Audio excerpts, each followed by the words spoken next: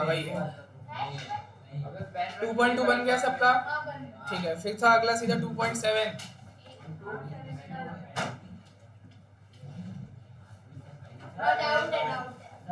हाँ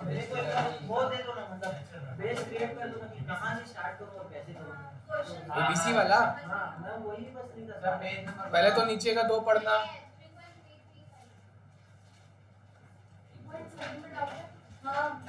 लो 2.7 वाला क्वेश्चन है। सबसे पहले नीचे पढ़ो पूछा क्या है। पहला स्टेप बोलता है calculate the customer level operating income in 2003। Customer level मतलब कस्टमर वाइज देखना, 4-5 कस्टमर होंगे अलग अलग। ये देखो कस्टमर है, ये कस्टमर है, होलसेल कस्टमर है W और H, ये दोनों होलसेल कस्टमर हैं। रिटेल कस्टमर दो हैं R और T, ठीक है। तो टोटल 4 कस्टमर हो गए। आपको कस्टमर लेवल के हिसाब से ऑपरेटिंग इनकम बतानी। ऑपरेटिंग इनकम मतलब क्या होता है, कैसे आएगा ऑपरेटिंग इनकम? चालू तो ऑब्वियसली सेल से करोगे, सेल में से आप ऐसा क्या क्या माइनस करोगे कि आपका ऑपरेटिंग इनकम आ जाएगी। हाँ फिक्स्ड वेरिएबल सब मिला जुला कर बेसिक कहना चाहिए। यहाँ पर आप कॉस्ट ऑफ गुड्स सोल्ड को जैसे माइनस करोगे तो क्या आता है, इसमें ग्रॉस प्रॉफिट आता है। ग्रॉस प्रॉफिट बोलो या ग्रॉस मार्जिन बोलो, एक ही मतलब है, ग्रॉस प्रॉफिट आता है, ठीक है। इसमें क्या माइनस करोगे कि ऑपरेटिंग एक्सपेंसेस बोलो, क्योंकि अगर आप लोग रेशियो में अगर ये होगा, अभी एफएम में मेरे को उतना ध्यान नहीं है, 12th में तो था रेशियो, वहां पर जैसे आप लोगों ने ऑपरेटिंग कॉस्ट बोला ना, वो गलत बोला। ऑपरेटिंग कॉस्ट मतलब क्या होता है, COGS प्लस ऑपरेटिंग एक्सपेंसेस, इन दोनों को मिलाकर ऑपरेटिंग कॉस्ट कहा जाता है। कॉस्ट ऑफ गुड्स सोल्ड आप लोग बचपन से जानते हो, उसमें अगर आप ऑपरेटिंग एक्सपेंस को जोड़ोगे जो अमाउंट, उसको ऑपरेटिंग कॉस्ट कहा जाता है। तो मैं ऑपरेटिंग कॉस्ट को क्यों माइनस करूँ, क्योंकि COGS तो मैं पहले ही माइनस कर चुका हूँ। तो अब क्या माइनस करूंगा, सिर्फ और सिर्फ ऑपरेटिंग एक्सपेंस को माइनस करूंगा, तो मेरा आ जाएगा ऑपरेटिंग इनकम। क्वेश्चन पढ़ोगे पहले, सबसे पहले ये आपको तैयार करना। भाई क्वेश्चन कुछ भी पूछ सकता है, इसमें पूछा है ऑपरेटिंग प्रॉफिट, तो ऐसा पैटर्न बनेगा। जरूरी नहीं है कि हर में ऑपरेटिंग प्रॉफिट ही पूछे, पहला चीज, ठीक है। इस क्वेश्चन में आपको इस पैटर्न में चलना है, सेल में से COGS माइनस करना, ग्रॉस प्रॉफिट बता देना, उसमें ऑपरेटिंग एक्सपेंस माइनस करके ऑपरेटिंग प्रॉफिट आ जाएगा। बाकी का भी एक बार पढ़ लेते हैं, पूछा क्या क्या पहले वो सबसे पहले पढ़ा करो। बोला what do you recommend to CEO of MNP suits, वो कंपनी का नाम है, उसके CEO को आप क्या सजेस्ट करोगे to do to increase the company's operating income, बताओ इन 2004। ये देखो ऐसा इंटरप्रिटेशन होना चाहिए। आपको पहले तो 2003 का निकालने को कहा गया है कि भाई 2003 का निकाल के दो, अमाउंट निकाल के दो, ऑपरेटिंग इनकम कितना है। फिर आपको अपने साइड से ऑब्वियसली अपना एकदम मनगढ़ंत नहीं बना लेना, क्वेश्चन के हिसाब से कि आप CEO को क्या सजेस्ट करोगे कि 2004 में उसका अगले साल उसका ऑपरेटिंग इनकम बढ़ जाए, है ना। पूरा अपने मन का मत लिख देना भाई एडवर्टाइजमेंट का, भाई एकदम सेल्समैन को रख ले फुल कमीशन पे, ऐसा नहीं, वैसा नहीं। क्वेश्चन के हिसाब से, क्वेश्चन के हिसाब उसको देखते हुए कि क्वेश्चन में क्या क्या इन्फॉर्मेशन है, उसको देखते हुए आप CEO को क्या बताओगे, क्या सजेस्ट करोगे कि ऑपरेटिंग इनकम बढ़ जाए अगले साल, ठीक है। और उसके बाद और बताया है कि assume MNP suits, MNP suit वही कंपनी का नाम है। MNP सूट का आपको 2 अलग अलग कॉस्ट दिया हुआ है। एक दिया हुआ है डिस्ट्रीब्यूशन चैनल कॉस्ट जो कि है 1750 फॉर इट्स होलसेल कस्टमर, मतलब जब होलसेल कस्टमर को माल बेचते हो तो उसको डिस्ट्रीब्यूशन भी तो कहते हैं ना। तो डिस्ट्रीब्यूशन चैनल कॉस्ट लगेगा 1750 फॉर होलसेल।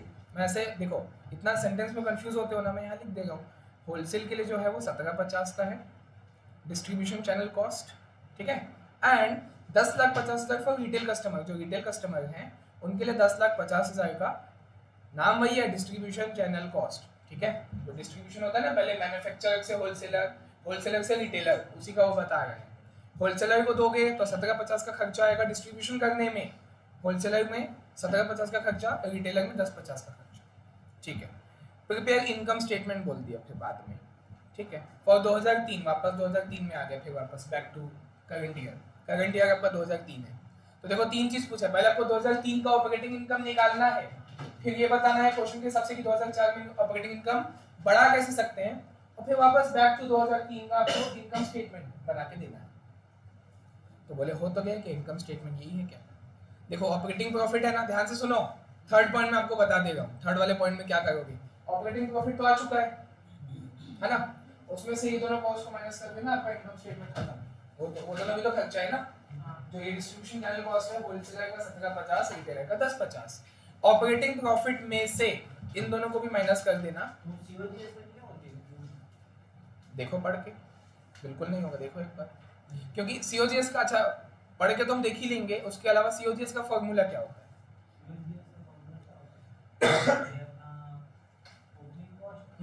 स्टॉक,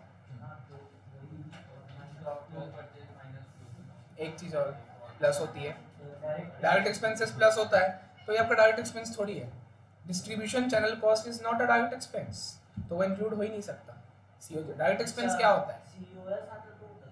सीओएस, हाँ बिल्कुल, तब बोल सकते थे।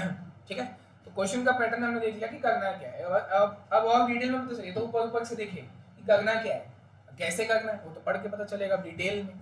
तो लिखा है MNP suits is a ready to wear suit manufacturer, it has 4 customer, 4 customer है अपने, 2 wholesale channel customer and 2 retail channel customer. ठीक है, 2 होलसेल है 2 रिटेल है, वो तो हम यहीं से देख लिए थे, ये 2 होलसेल है ये 2 रिटेल है।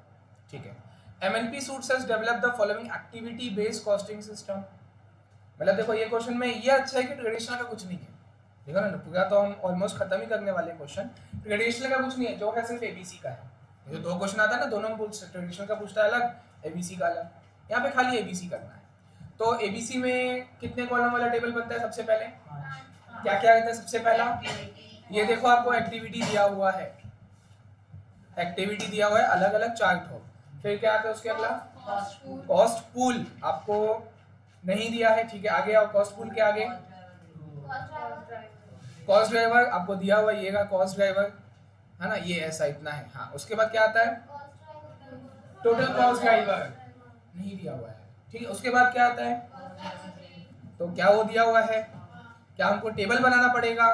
नहीं बनाना पड़ेगा। हम टेबल बनाते हैं क्या निकालने के लिए टेबल बनाते हैं? रेट, रेट आपको दिया हुआ है। तो अब ठीक है, आपको नाम के लिए मतलब टेबल बनाने की जरूरत ही नहीं है, अब और आसान हो गया क्वेश्चन, सीधा रेट दिया हुआ है, मतलब एक्टिविटी है ऑर्डर प्रोसेसिंग, और आपको सीधा खर्चा बता दिया ना 1225 पर ऑर्डर। देखो ये भी मैं आपको बोलता हूँ लिखना होता है, रेट में मैं बता दो पर ऑर्डर पर केजी पर आगे लिखना होता है, तो वो लिख के दिया हुआ है, वो रेट दिया हुआ है। सेल्स विजिट का है नंबर ऑफ कस्टमर, तो ठीक है सीधा आंसर दे दिया 7150 पर विजिट। समझ आ गया? टेबल हम नहीं बनाएंगे वो वाला 5 कॉलम वाला। आगे आओ, तो देखो टेबल बनाना होता तो पहले मैं वो करता, ध्यान से देखो कैसे आगे बढ़ना है क्वेश्चन में। अगर यहाँ पे वो सब कॉस्ट पूल दिया होता, टोटल कॉस्ट ड्राइवर दिया, टेबल बनाना पड़ता, तो मैं टेबल बनाता पहले कॉपी में और फिर यहाँ से बाद में पढ़ता, पहले टेबल कंप्लीट करके मैं रेट निकाल देता। अब रेट दिया हुआ इसलिए मैं आगे बढ़ सकता हूँ, है ना, मतलब बीच में पॉज लेना, भाई टेबल तो बना ले, फिर यहाँ से लिस्ट सेलिंग प्राइस से बाद में पढ़ेंगे। तो अब पढ़ते हैं, क्योंकि रेट आ चुका है, दिया हुआ था, अब पढ़ते हैं कि लिखा है list selling price. List selling price का मतलब क्या होता है आसान भाषा में?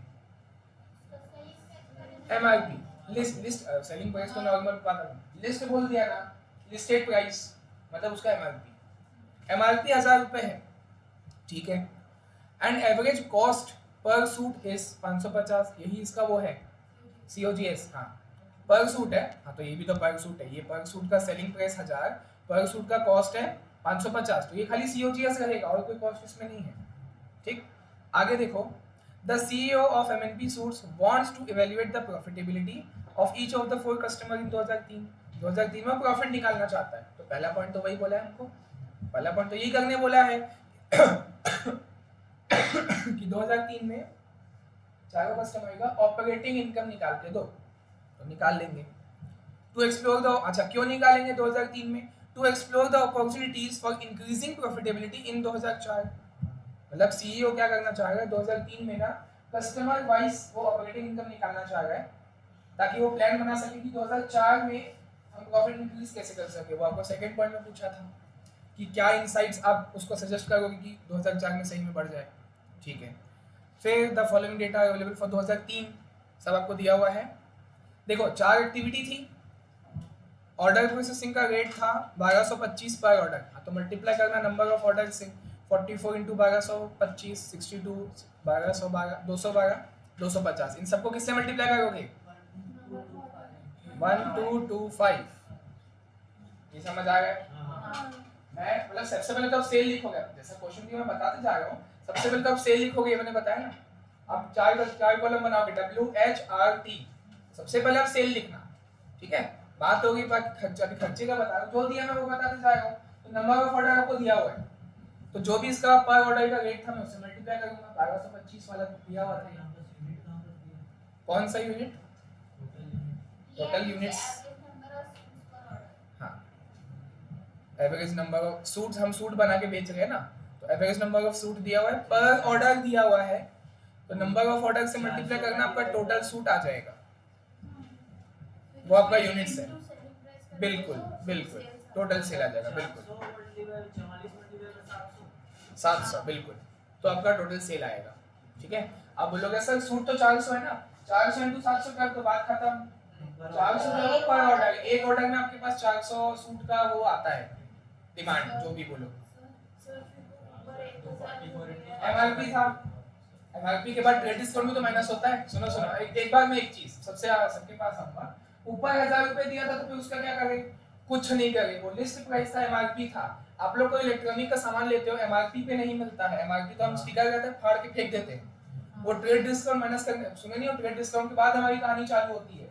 तो हम सब, हमको 700 800 850 900 का मतलब है 1000 रुपए का कोई काम नहीं है। ठीक है, एक्चुअल सेलिंग प्राइस आपको दे दिया। हाँ बताओ।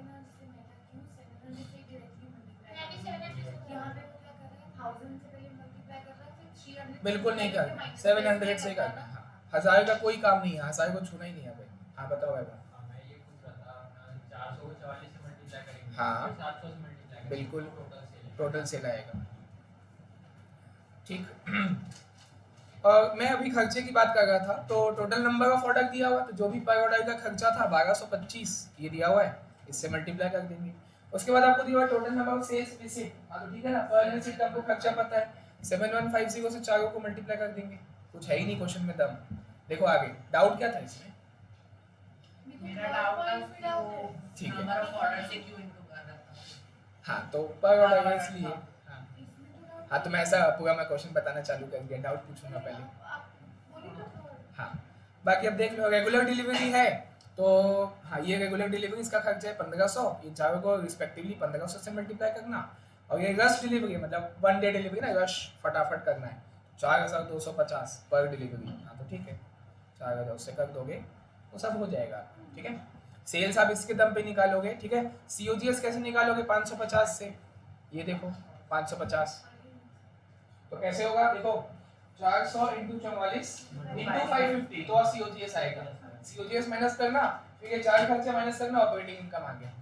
फर्स्ट पॉइंट खत्म। सेकंड पॉइंट में क्या बोलोगे? सेकंड पॉइंट आपको सजेस्ट करना है, how you would recommend the CEO to increase the profitability in next year. Question ना, हाँ ये लो question.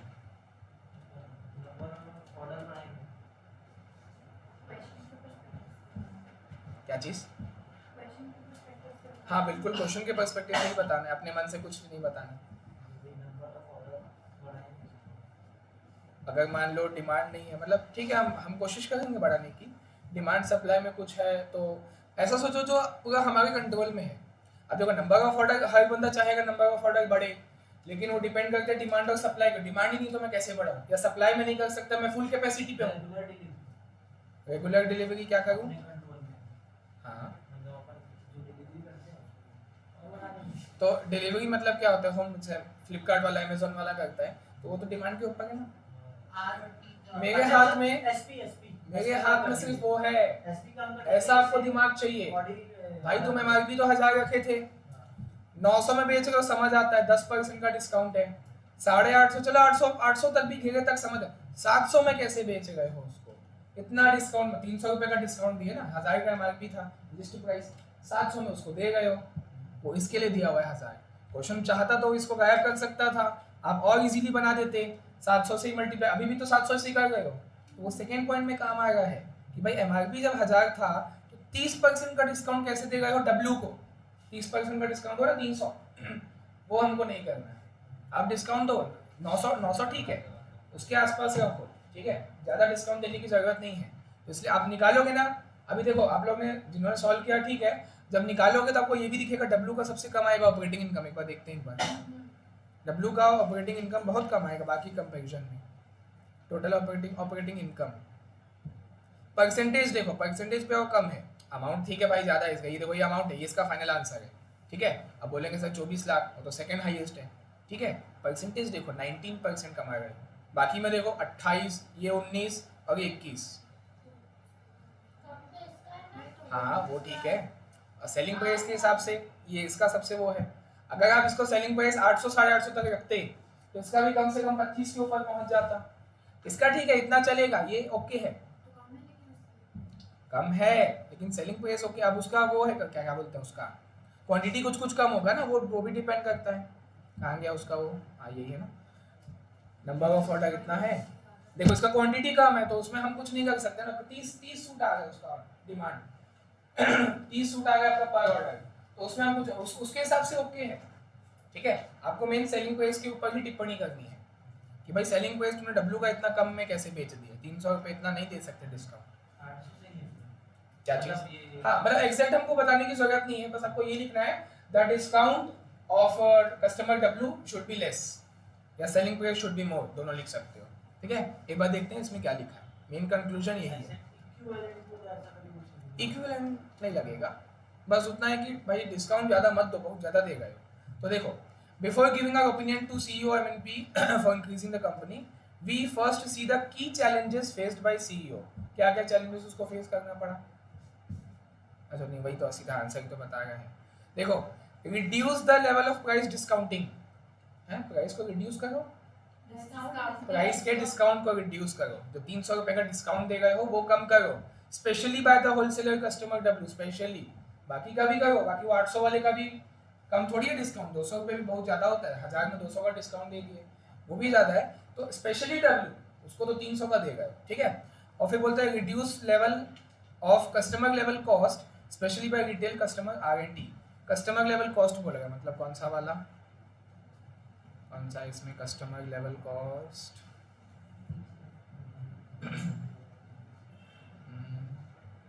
Customer level operating income. अच्छा तो इन सब की बात करें, ये सब है कस्टमर ऑपरेटिंग कॉस्ट, है ना। टोटल नंबर ऑफ ऑर्डर कितना आएगा, सेल विजिट कितना आएगा, उसको कम करने बोल रहे हैं। खर्चे को डिस्काउंट कम करो, खर्चा कम करो, प्रॉफिट अपने आप आसमान छुएगा, ठीक है। फिर आओ थर्ड में, हाँ देखो थर्ड में आपको कैसा करना है मैं आपको बता। ऑपरेटिंग प्रॉफिट आ गया फर्स्ट वाला, तो आप लोग ने टेबल कैसा बनाया होगा, पहले तो पर्टिकुलर्स, हाँ फर्स्ट वाला टेबल, फर्स्ट वाले में पर्टिकुलर्स बनाए होगे, उसके बाद WH RT, ठीक है। तो अब अच्छा इसको दूर दूर दूर करते हैं,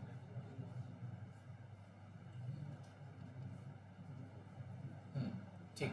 तो इनमें आपका जो फाइनल आंसर आया होगा ऑपरेटिंग इनकम कितना कितना आया, 2454650, आगे इसके आगे क्या बोले, 54650, 2806750, 104650, 1198250।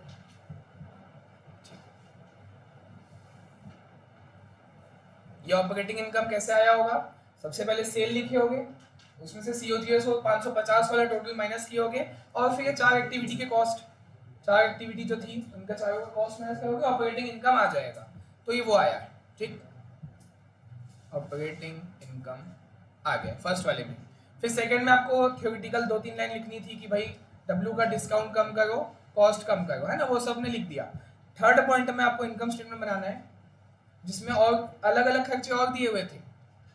देखो थर्ड वाला मैं फिर से बताता हूँ, उसमें आपको क्या क्या दिया हुआ है, लास्ट इसको माइनस कर देंगे और बिल्कुल, लेकिन कंबाइन करने के बाद, हाँ और फिर इसको माइनस क्योंकि आप, हाँ देखो 1750 क्या है, 1750 क्या है, और इस होलसेल कस्टमर्स मतलब W और H का मिला के है, तो आप 1750 को W और H में कैसे बांटोगे, नहीं वो ऐड करके तो ठीक है, लेकिन देख प्रॉफिट आया ना चारों का, जैसे W और H का ना ऑपरेटिंग इनकम ऐड किया मैंने, और उसमें से 1750 माइनस कर हाँ दिए, ठीक है, है। हाँ, और फिर उन दोनों को ऐड करोगे और 1250 माइनस करोगे, वही तो क्यों हाँ तो क्यों नहीं आएगा, कौन से बोल जो होलसेल का आएगा जो रिटेल का आएगा, फिर उन दोनों को ऐड करना।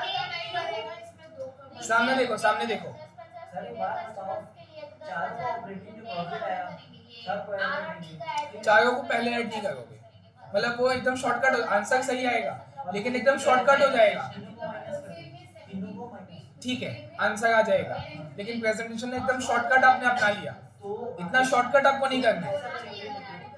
जो होलसेल वाले हैं, हाँ उन दोनों को ऐड करें। बिल्कुल, फिर उसमें 1750 माइनस करोगे तो होलसेल का एक आंसर आ गया, फिर जो रिटेल वाला था आर और टी उसको ऐड करके 1050 माइनस करके रिटेल का आ गया, फिर उन दोनों को होलसेल रिटेल को जोड़ेंगे 1250, क्योंकि 1250 क्या है, कॉर्पोरेट सस्टेनिंग कॉस्ट, मतलब कंपनी का, कॉर्पोरेट मतलब क्या होता है, पूरी कंपनी का है, फिर चाहे वो होलसेल हो रिटेल हो, कॉर्पोरेट सस्टेनिंग कॉस्ट पूरी कंपनी का है।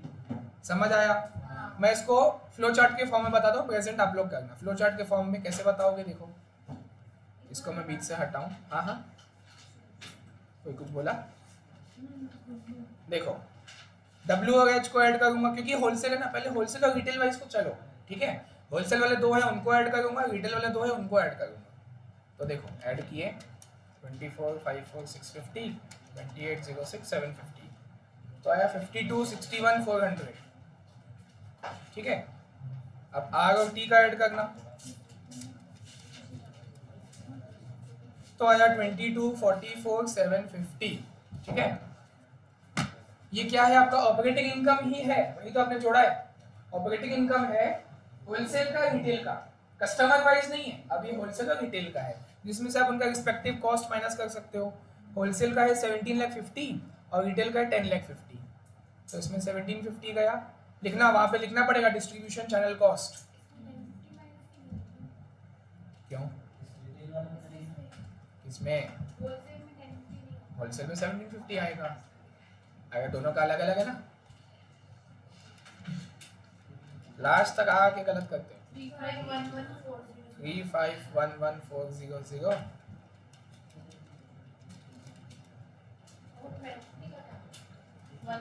इन दोनों को जोड़ के माइनस करेंगे, क्योंकि वो क्या 1250 क्या है, मतलब हाँ हाँ बिल्कुल, तो बिजनेस तो आपका पूरा है ना, मतलब बिजनेस में आप होलसेल डीलिंग भी कर रहे हो, रिटेल भी कर रहे हो, तो अब होलसेल रिटेल को जोड़ो, टोटल आया 47,06,150, और इसमें से अपना कॉर्पोरेट सस्टेनिंग कॉस्ट को माइनस कर दो, कितना 1250, तो ये हो गया आपका इनकम स्टेटमेंट। ऐसा नहीं बनाना, ये तो समझने के लिए बताया हूँ, ताकि एक डायग्रामेटिक के हिसाब से समझ आपको दिमाग में सेव रहे, बनाना ऐसे है, देख लो ये देखो इस टाइप का बनेगा, होलसेल और रिटेल, तो मैंने क्या किया, देखो होलसेल ये W का है, ये H का है, जोड़े तो ये आया, रिटेल में 2 थे, ये R का है, ये T का है, जोड़े तो ये आया, फिर उनका होलसेल का डिस्ट्रीब्यूशन चैनल कॉस्ट माइनस किए 1750 1050, तो ये आया, ये होलसेल का ऑपरेटिंग फाइनल आगे का और ये रिटेल का, फिर इन दोनों को ऐड किए तो ये आया टोटल, ऐसे टोटल का कॉलम बनाना पड़ेगा, उसको चार्ट में तो वो नहीं चलेगा, टेबुलर फॉर्मेट होना चाहिए। तो फिर कॉर्पोरेट सस्टेनिंग कॉस्ट को माइनस करोगे, ये आपका फाइनल आंसर, ये आपका इनकम स्टेटमेंट खत्म, ठीक है। चलो फटाफट अगला स्पीड में 2.8 है अगला, 2.8 में सबका बन गया, ठीक है। उसके बाद 2.9 बताएंगे सब लोग, हाँ बढ़िया। 2.10 वाला 11 चलो क्या है 11, ऐसी कौन सी चीज है जो बच्चों को डरा गई है, हैवी?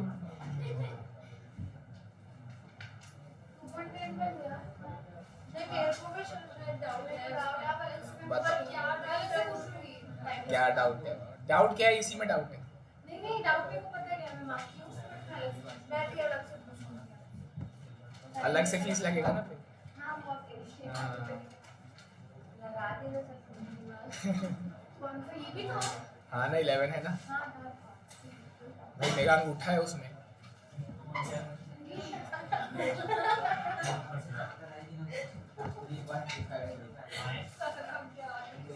क्या चलो पहले नीचे पढ़ेंगे ना, पूछा क्या है, चलो चालू करेंगे। सब लोग सामने देखो, सबको डाउट है 11। देखो जल्दी। रिक्वायर्ड में क्या बोला है? कंप्यूट द 2005-6 का profitability of customer XYZ premier account at ABC bank. ABC हम एबीसी बैंक हैं, हमारे 3 कस्टमर हैं XYZ, उनका आपको कस्टमर वाइज वैसी प्रॉफिट निकाल के देना है। फिर बोलता है what evidence is there of cross subsidization among the 3 premier accounts. तो अब ये क्वेश्चन पढ़ के समझ आएगा क्या कहना चाहे cross subsidisation. Why might ABC Bank worry about its cross if premier product offering? हाँ, ये क्वेश्चन पढ़ के समझ आएगा। फिर बोलता है what changes would you recommend for ABC bank premier account. क्या क्या चेंज करना है आपको बताना है। ऐसे क्वेश्चन आता है, आपसे आपका नॉलेज पूछ रहा है, आप बताओ। क्वेश्चन आपको दे दिया गया, जैसे बीएसटी में केस स्टडी होता था, आपको दे दिया केस सिनेरियो, अब निकालो। आप बताओ क्या लगता है, कैसे प्रॉफिट बढ़ाओगे, क्या चेंजेस करोगे उस बैंक में। तो देखते हैं चलो। एबीसी बैंक इज एग्जामिनिंग, देखो सुनो सुनो, एग्जामिनिंग मतलब अभी वो कर रहा है, प्रेजेंट कंटीन्यूअस टेंस, अभी वो ऐसा कर रहा है, क्योंकि बाद में तुमको चेंजेस भी पूछा है ना थर्ड पॉइंट में। अभी एबीसी बैंक क्या करता है, एग्जामिन करता है the profitability of its premier account. अब जैसे सेविंग्स अकाउंट, अलग अलग बैंक नाम भी दे देते हैं आजकल। वैसे तो सेविंग अकाउंट होता है, करंट अकाउंट होता है, एक फिक्स डिपॉजिट होता है, एक एनआरआई का होता है, वो तो टाइप ऑफ अकाउंट है। लेकिन कई लोग नाम भी दे देते हैं ना बैंक वाले, जैसे कोटक वाले का कुछ है जीरो बैलेंस अकाउंट, ऐसा वो नाम दे देते हैं अपने हिसाब से ताकि वो अट्रैक्टिव दिखाने के लिए। तो प्रीमियर अकाउंट ऐसा कोई टाइप नहीं है, वो बैंक वालों ने नाम दे दिया है। होगा वो सेविंग या तो करंट अकाउंट, कुछ तो वही होगा जो असली में होता है। ठीक है, तो प्रीमियर अकाउंट का वो लोग प्रॉफिट निकाल रहे हैं। हाँ देखो, लिख तो दिया, आगे लिखा हुआ है okay, a combined savings and cheque account. हाँ तो सेविंग में चेक भी तो चलता है ना भाई, सेविंग अकाउंट है, ठीक है, उसका नाम है प्रीमियर। ओके, डिपॉजिटर्स रिसीव अस, डिपॉजिटर ध्यान से समझना, बैंकिंग चैप्टर भी आप लोग पढ़े हो। Depositors receive a 7% annual interest on their average deposit. तो हम तो एबीसी बैंक है, एबीसी बैंक के पॉइंट ऑफ व्यू से ये इंटरेस्ट क्या हो जाएगा, एक्सपेंस। डिपॉजिटर रिसीव, मैं तो बैंक हूँ, आप लोग डिपॉजिटर हो, आप जमा करो, मैं आपको रिसीव होगा, तो मैं तो दे रहा हूँ ना पैसा 7% पर एनम, तो मेरे लिए वो खर्चा है, माइनस करूंगा अपने टेकिंग्स में से। डिपॉजिटर देखो क्या लिखा, डिपॉजिटर रिसीव, तो उसके लिए तो इनकम हुआ। डिपॉजिटर मतलब कस्टमर है ना, तो उसके वो क्या बोला, वो receive a 7% annual interest on their deposit. Depositor क्या करता है, बैंक में जाकर डिपॉजिट कर देता है पैसा, फिर उसको इंटरेस्ट मिलता है, 7% मिल रहा है। ठीक है, बैंक के पॉइंट ऑफ व्यू से वो क्या होगा, खर्चा होगा, है ना, हमको बैंक का निकालना है तो ये हमारे लिए खर्चा है। ठीक, फिर उसके बाद आगे देखो, अच्छा बैंक क्या करता है, फिर डिपॉजिट तो आ गया, फिर उस पैसे को क्या करता है, आगे कहीं इन्वेस्ट करता है, किसी को लोन देता है, तो वो आगे दिया हुआ है कि ABC bank earns an interest rate spread of 3%। एक सेकेंड, 7% का इंटरेस्ट वो देगा डिपॉजिटर को, और कमा रहा है 3। हाँ, वो आगे दिया हुआ है, डिफरेंस आगे ब्रैकेट में लिखा भी है, the difference between the rate at which it lends money, lends मतलब जितने में वो लोन देता है, and the rate it pays to the depositor, उसका डिफरेंस है 3%। और आगे बता भी दिया है by lending money, lending money मतलब लोन देना। अच्छा, अगर बैंक लोन देगा तो उसको इंटरेस्ट मिलेगा, तो 10% का मिलेगा फॉर होम लोन पर्पस, कोई भी लोन हो, हमें क्या 10% का हम इंटरेस्ट ले रहे हैं लोन वालों से, और 7% का इंटरेस्ट हम दे रहे हैं डिपॉजिटर को, तो हमारे पास जेब में कितना बचा, 3%। तो आप ऐसा भी कर सकते हो, या तो 10% ऐड करो और फिर 7% माइनस कर दो, जो भी अमाउंट रहेगा वो बाकी देखना पड़ेगा, या शॉर्टकट इसमें कर सकते हो, सीधा 3% निकाल के ऐड कर दिए। अब वैसा क्वेश्चन भी होना चाहिए, आगे हमको अमाउंट आगे 3% किसका वो देखना पड़ेगा, आगे डिपॉजिट और कैसा दिया हुआ है, तो कर सकते हो ऐसा। आगे देखते हैं, the premier account allows depositors, जो डिपॉजिटर हैं, जो कस्टमर है, बैंक उनको अलाउ करता है unlimited use of services such as deposit, withdrawal, cheque facility and foreign currency draft. तो एक सेकंड, ये तो अनलिमिटेड होता है क्या, डिपॉजिट तो अनलिमिटेड ही होता है क्या, कितना करो भी, उसमें कोई लिमिट थोड़ी होता है, असली लाइफ की बात कर रहे हैं अभी। डिपॉजिट तो आप जितना चाहे करो, उसमें कुछ चार्जेस कटता है क्या,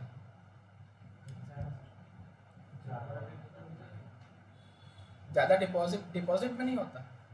विड्रॉल में आप बोल सकते हो, चेक फैसिलिटी में तो 100% होता है, चेक बुक आपको लेना है कुछ 100-150 रुपये कुछ लगता है, उसके ऊपर जीएसटी भी लगा देते हैं, ठीक है। डिपॉजिट में कोई नहीं लगता, आप कितना डिपॉजिट करो, अमाउंट की लिमिट होती है, आप एक दिन में 50,000 की कैश जमा कर सकते हो, बाकी मतलब डिपॉजिट करने में कोई चार्जेस थोड़ी कटता है, वो तो अनलिमिटेड है, जितना करना है करो, ठीक है। विड्रॉल में एक टाइप से लगता है कई बार कि ज़्यादा पैसा विड्रॉ करना है, करोड़ 2 करोड़ विड्रॉ करना है तो वो होता है। चेक फैसिलिटी में तो 100% लगता है, आपके अकाउंट में अगर 500 रुपये भी है, उसमें आपको चेक बनवाना है, चेक बुक चाहिए मेरे को, तो पैसा लेते हैं वो लोग। और फॉरेन करेंसी में तो और आइन बाई लेते हैं, फॉरेन करेंसी आपको फॉरेक्स मार्केट में कोई ट्रांजेक्शन करना है तो उसमें तो और लेते हैं चार्जेस, है ना। लेकिन अगर आपका प्रीमियर अकाउंट है, प्रीमियर मतलब समझ रहे हो, कोई प्रीमियम अकाउंट होगा, है ना, आपने अलग से सब्सक्रिप्शन लेके रखा है, जैसे नेटफ्लिक्स का होता है, तो आपने प्रीमियम अकाउंट लेके रखा है, प्रीमियर अकाउंट आपके लिए अनलिमिटेड यूज है, आप जितना चाहेगा उसके लिए आपका चार्जेस नहीं कटेगा, चारों के लिए अनलिमिटेड यूज है, ये चीज़ समझ आ रही है। अगर आपका नॉर्मल अकाउंट होता तो इन सब का पैसा लेता वो, ठीक है, लेकिन आपका प्रीमियर अकाउंट है तो आप अनलिमिटेड यूज कर सकते हो, जितना यूज करना है करो, चारों डिपॉजिट, विड्रॉल, चेक और फॉरेन करेंसी, जितना करना है उतना करो, ठीक है। तो कुछ टर्म्स एंड कंडीशंस होगा क्या? बिल्कुल होगा। बैंक के पास जाओगे, अकाउंट खुलवाओगे, सबसे पहला टर्म्स एंड कंडीशन आता है मिनिमम बैलेंस, कि इतना बैलेंस तो रखना ही पड़ेगा। और मैं आपको और रियल लाइफ बताता हूँ, कोई भी गवर्नमेंट बैंक में जाओगे, SBI है, IDBI है, पंजाब नेशनल बैंक है, 500 रुपये रहता है मिनिमम बैलेंस। अच्छा, उससे कम होगा तो पैसा कटेगा। मेरा तो IDBI में भी नहीं कटता, 30 रुपये तक जा चुका है गरीब आदमी, तो 30 रुपये तक भी बैलेंस था मेरे बैंक में, IDBI में, तो नहीं कटता है, मेरा कभी नहीं कटा। मेरा 5,000 कम तक काट देता। तो आपका कौन सा बैंक है? HDFC होगा, और प्राइवेट बैंक है, प्राइवेट में कटेगा। IDBI क्या गवर्नमेंट बैंक है, उसमें लिखा रहता है कि 500 रखना है, लेकिन मेरा 500 से बहुत बार हुआ है कम, कभी नहीं कटा। प्राइवेट बैंक में होता है, हाँ वही बता रहा हूँ, बोला नहीं कि काटना है। बिल्कुल। तो हाँ, प्राइवेट में होता है। अब आप HDFC में जाना, HDFC एक प्राइवेट बैंक है, उसमें आपको 10,000 रखना पड़ता है मिनिमम, कम से कम।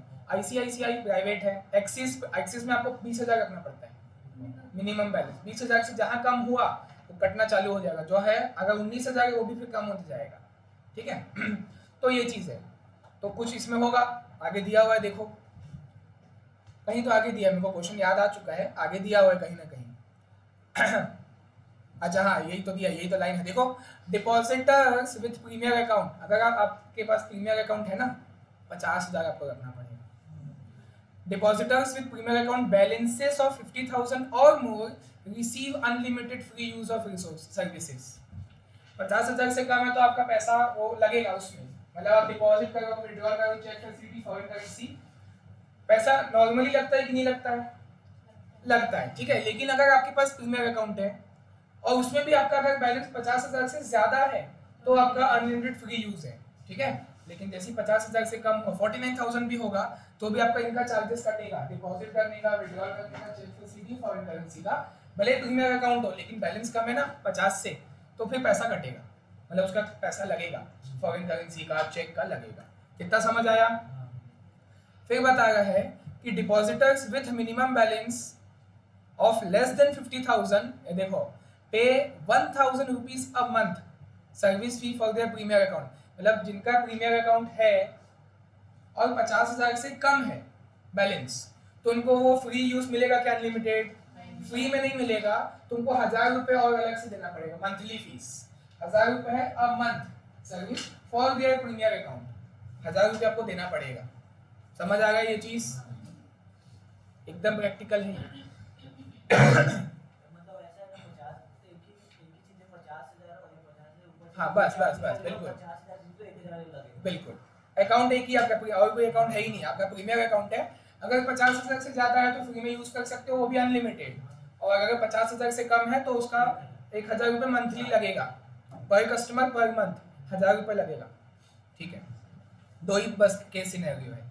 फिर बोलता है ABC bank recently conducted an activity based costing study of its services, the use of this services in 2005-6 by 3 customers is as follow. 3 customer का आपको डेटा निकाल के दिया हुआ है पूरे साल का, ध्यान से देखना, साल है ये, वो मंथ, ये साल, माइंड में रखना सेव, ठीक है। हाँ तो देखो, अच्छा इसने बोला ना एक्टिविटी बेस्ड कॉस्टिंग, तो हम टेबल बनाएंगे, वो 5 कॉलम वाला रेट तो दिया हुआ है, activity based cost per transaction. पर का मतलब तो रेट होता है, रेट का मतलब भी पर होता है, तो रेट हमको दिया हुआ है, ऐसा कॉलम बनना चाहिए इसका, और ये कस्टमर है और उसके नीचे भी ऐसा है, ठीक। 3 कस्टमर हैं। अब देखो ये अकाउंट यूसेज दिया, कुछ नहीं करना है, 40 इंटू 125, 50 इंटू 125, 5 इंटू 125। आपको क्वेश्चन में मैं सिर्फ ये बताता हूँ, बाकी सब ऐसे ही होगा ना। आपको ये बता दिया है कि जब आप डिपॉजिट या विड्रॉल करोगे विद टेलर, टेलर कौन होता है? वो कैशियर। एटीएम तो ये है, वो ऑटोमेटिक टेलर मशीन होता है। जो टेलर मतलब जो कैशियर जो बैठता है बैंक के अंदर, इंसान है, उसको टेलर, कैशियर को टेलर कहा जाता है। तो अगर आप डिपॉजिट या विड्रॉल करोगे टेलर के साथ, मतलब देखो एक्स या तो डिपॉजिट या तो विड्रॉल, दोनों टेलर के पास ही होगा, कैशियर के पास, अनलेस एटीएम अलग से है ना, अभी कैशियर की बात हो रही है। तो मतलब देखो साल भर में ऐसा आपको एनालिसिस करना है 2 सेकंड के अंदर कि साल भर में कस्टमर एक्स जो है वो 40 बार आया, 40 बार उसने या तो डिपॉजिट किया, मतलब दोनों मिला के है, डिपॉजिट विड्रॉल उसने 40 बार किया विद टेलर, 40 बार वो आया। एक बार का खर्चा कितना लगता है? 125, पर ट्रांजैक्शन का खर्चा 125, तो 125 इंटू 40 वो एक्स का खर्चा आ जाएगा, है ना। वाई साल भर में 50 बार आया है, डिपॉजिट विड्रॉल किया है, मतलब कैशियर ने वाई का थोड़ा 50 बार देखा था साल में, जेड का सिर्फ 5 बार देखा था, तो 5 इंटू 125 कर देंगे उसमें, ठीक है। वैसे सब दिया हुआ है, एटीएम ट्रांजैक्शन का दिया हुआ है। फिर अच्छा इसको ऐसे भी गधा है ये आदमी, ऐसा करना चाहिए, बच्चा कंफ्यूज होगा ना, एक लाइन बनानी चाहिए कि ये एक एक्टिविटी है, ये 2 लाइन में आ गया ना तो बच्चा कंफ्यूज हो सकता है, ऐसा बनाना चाहिए इसको, ठीक है। वो 16 है, ऐसे मल्टीप्लाई करना फिर टोटल कॉस्ट निकाल। हाँ बिल्कुल 100%।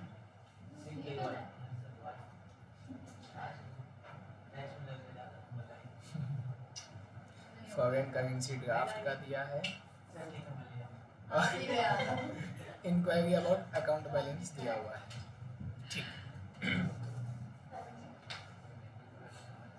ठीक है। ये खर्चे कितने हो गए देखो, 1 2 3 4 5 6 अलग अलग खर्चे आपको दिए, मतलब 6 एक्टिविटी है ये, उसके 6 खर्चे आप निकाल सकते हो रिस्पेक्टिवली को मल्टीप्लाई करके। फिर आगे दिया हुआ है कि एवरेज प्रीमियर अकाउंट बैलेंस 2005-6 का एक्स का था 55,000, मतलब ये बंदा फ्री में यूज कर सकता है अनलिमिटेड सारे ट्रांजेक्शंस को। जेड भी कर सकता है, 12,50,000 उसका बैलेंस था, तो और अच्छा कर सकता है ना। देखो देखने पे लगेगा जेड थोड़ा बड़ा आदमी है, वो बैंक आया है 5 बार, ठीक है, और जो भी है चेक 2 बार, अकाउंट है 12,50 का, ठीक है, बड़ा आदमी है वो। वाई जो है उसका 40,000 हो गया, तो जो 1000 मंथली सर्विस है, मतलब साल का कितना, वो 12,000, ये वाले की बात कर रहा हूँ। 1000 मंथली सर्विस किसको लगेगा था? जिसका 50,000 से कम रहेगा, तो वाई का कम है, उसको मंथली सर्विस चार्ज देना पड़ेगा 1,000 रुपए, साल का 12,000 रुपए। बैंक के लिए वो क्या हो जाएगा 12,000 रुपए इनकम, प्लस में दिखाना उसको, ठीक। और आगे बोल भी दिया है अज्यूम, अरे हम पहले ही देख लिए, ठीक है, अज्यूम पहले ही हम देख लिए खुद से, ठीक है। बता assume customer x and Z always maintain a balance above 50, तो दिखेगा ना 55 एक का 12,50 है, whereas customer why always had a balance below 50,000, ठीक है, तो पहले दिख गया था हमको। प्रॉफिट आपको निकालना है, क्या बोलते हैं, जो आप 12,000 हुआ, वाई का मल्टीप्लाई करेंगे रिस्पेक्टिवली रेट से, 12,000 से माइनस कर देंगे वो सब कॉस्ट, तो 12,000 तो देखो इनकम है, तो फिर बैंक का प्रॉफिट आएगा। हाँ। क्योंकि इन दोनों में तो आएगा ही नहीं ना प्रॉफिट, आएगा किन दोनों में, एक्स और जेड में। अब वो डिपेंड कर, लॉस भी आ सकता है, उसमें कोई फर्क नहीं पड़ता, मतलब आपको जो भी आएगा वो निकाल के देना है। जो 12,000 है उसमें से माइनस करेंगे ना ये सब रेट को, मतलब 50 मल्टीप्लाइड बाय 125, 20 मल्टीप्लाइड बाय 40, 12,000 देखो इसका, और वो 3% वाला इंटरेस्ट उसमें से करोगे, वो देखो समझो मेरी बात को, बैंक कुछ सेल तो करता नहीं है, प्लस 12,000 माइनस कॉस्ट, बिल्कुल, तो इंटरेस्ट तो तीनों का आएगा ना आपके पास, 3% वाला, सर वो तो 55,000 पे निकलेगा। हाँ बिल्कुल बिल्कुल 100%, अगर उसमें कॉस्ट माइनस होगा तो प्रॉफिट आएगा। बिल्कुल। तो फिर ये वाई के केस आएगा, में आएगा। 12,000 में माइनस इंटरेस्ट भी निकालोगे उसमें 12,000 प्लस करोगे, हाँ तो 40 उसका तो 3% होगा ना कमाई, जितना अगर 10 रुपए भी है तो उसका भी 3% तो मैं कमाऊंगा ना, इंटरेस्ट तो मिलेगा ना उसको। वाई ने 40,000 रुपए डिपॉजिट किया है, तो आप उसको इंटरेस्ट कितना दोगे, 3% नेट ऑफ करके। नहीं इंडिविजुअली बताओ ना, वाई को कितना इंटरेस्ट दोगे, 7 दोगे, ठीक है, और वाई का 40,000 जो आपके पास पड़ा हुआ है, बैंक के पास पड़ा है ना, बैंक आगे फर्दर उसको कहीं इन्वेस्ट करेगा या फर्दर किसी को लोन देगा, अंबानी को लोन देगा, तो उससे कितना इंटरेस्ट लेगा 10%। तो नेट ऑफ करके आप 3 दिखाना, तो 40,000 का 3% तो बचेगा ना अपने पास। ऐसा थोड़ी बोला था कि इंटरेस्ट तभी मिलेगा जब 50 है, वो मेंटेन करने का है, वो 1,000 रुपए की बात कर रहे हैं पहली बात। ऐसा नहीं बोला है कि इंटरेस्ट तुमको तभी मिलेगा जब 50,000 से ज्यादा होगा, इंटरेस्ट तुमको 10 रुपए में भी मिलेगा, समझ आ, 1 रुपया जमा करोगे तो उस पर भी इंटरेस्ट मिलेगा। 50,000 जो बैलेंस है वो अनलिमिटेड यूज ऑफ सर्विसेज के लिए है। अगर 50,000 से ज्यादा तो फ्री यूज कर सकते हो, 50 से कम है तो 1,000 रुपये मंथली देना पड़ेगा, वो बैलेंस उसके लिए है। इंटरेस्ट तो तीनों लोग पाएंगे, 3% तीनों को मिलेगा। आंसर में नहीं मिल रहा है। तो 12,000 में से करोगे, 12,000 में डायरेक्ट को माइनस होगा। इंटरेस्ट के लिए कहाँ बोला है ऐसा? सर देखो ये क्या कर रहा है, जो 1,000 वो पे करने का अब मैं, हाँ मैं देख के समझ गया, मैं वो देख के समझ गया, लेकिन उस पर 3% का इंटरेस्ट भी जोड़ना चाहिए ना।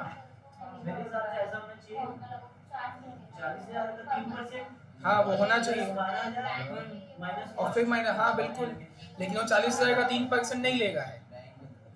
स्टेटमेंट दिए क्या? देखो x का जो है 55,000 का 3% लिया, z का 1250 का 3% लिया, ठीक है, 12,000 नहीं लेगा x और z से, x और z से 12,000 नहीं लेंगे ना, क्योंकि उनका ज्यादा ही था। y से लेंगे, ये देखो y का 12,000 आया, लेकिन 40,000 का 3% भी आना चाहिए, वो हमारा कहना है। ये क्या बोलते हैं, कुछ स्टेटमेंट दिएगा देखो। इंटरेस्ट के लिए कुछ नहीं बोला, इंटरेस्ट देखो कुणाल ने भी यही बोला 50 से कम है इंटरेस्ट नहीं मिलेगा, लेकिन ऐसा कुछ बोला नहीं है यहाँ पे 50,000 का, कि मतलब इंटरेस्ट पर्पस के लिए नहीं है ना, कि वो जो बैलेंस है, बैलेंस है आपका अनलिमिटेड यूज ऑफ सर्विसेज के लिए, चेक और फॉरेन वाला वो सब के लिए।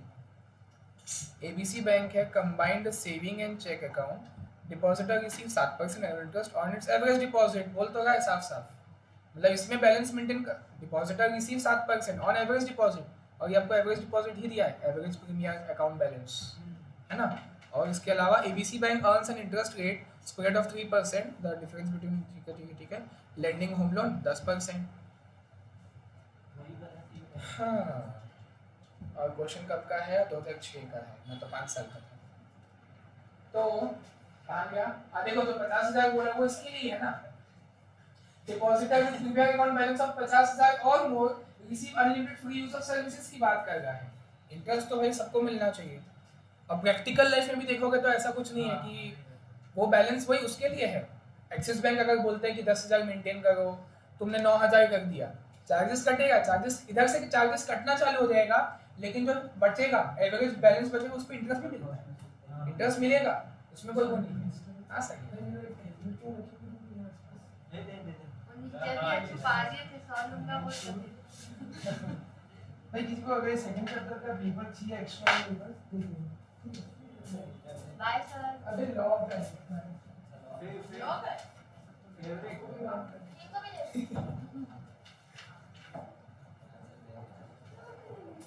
और किसी को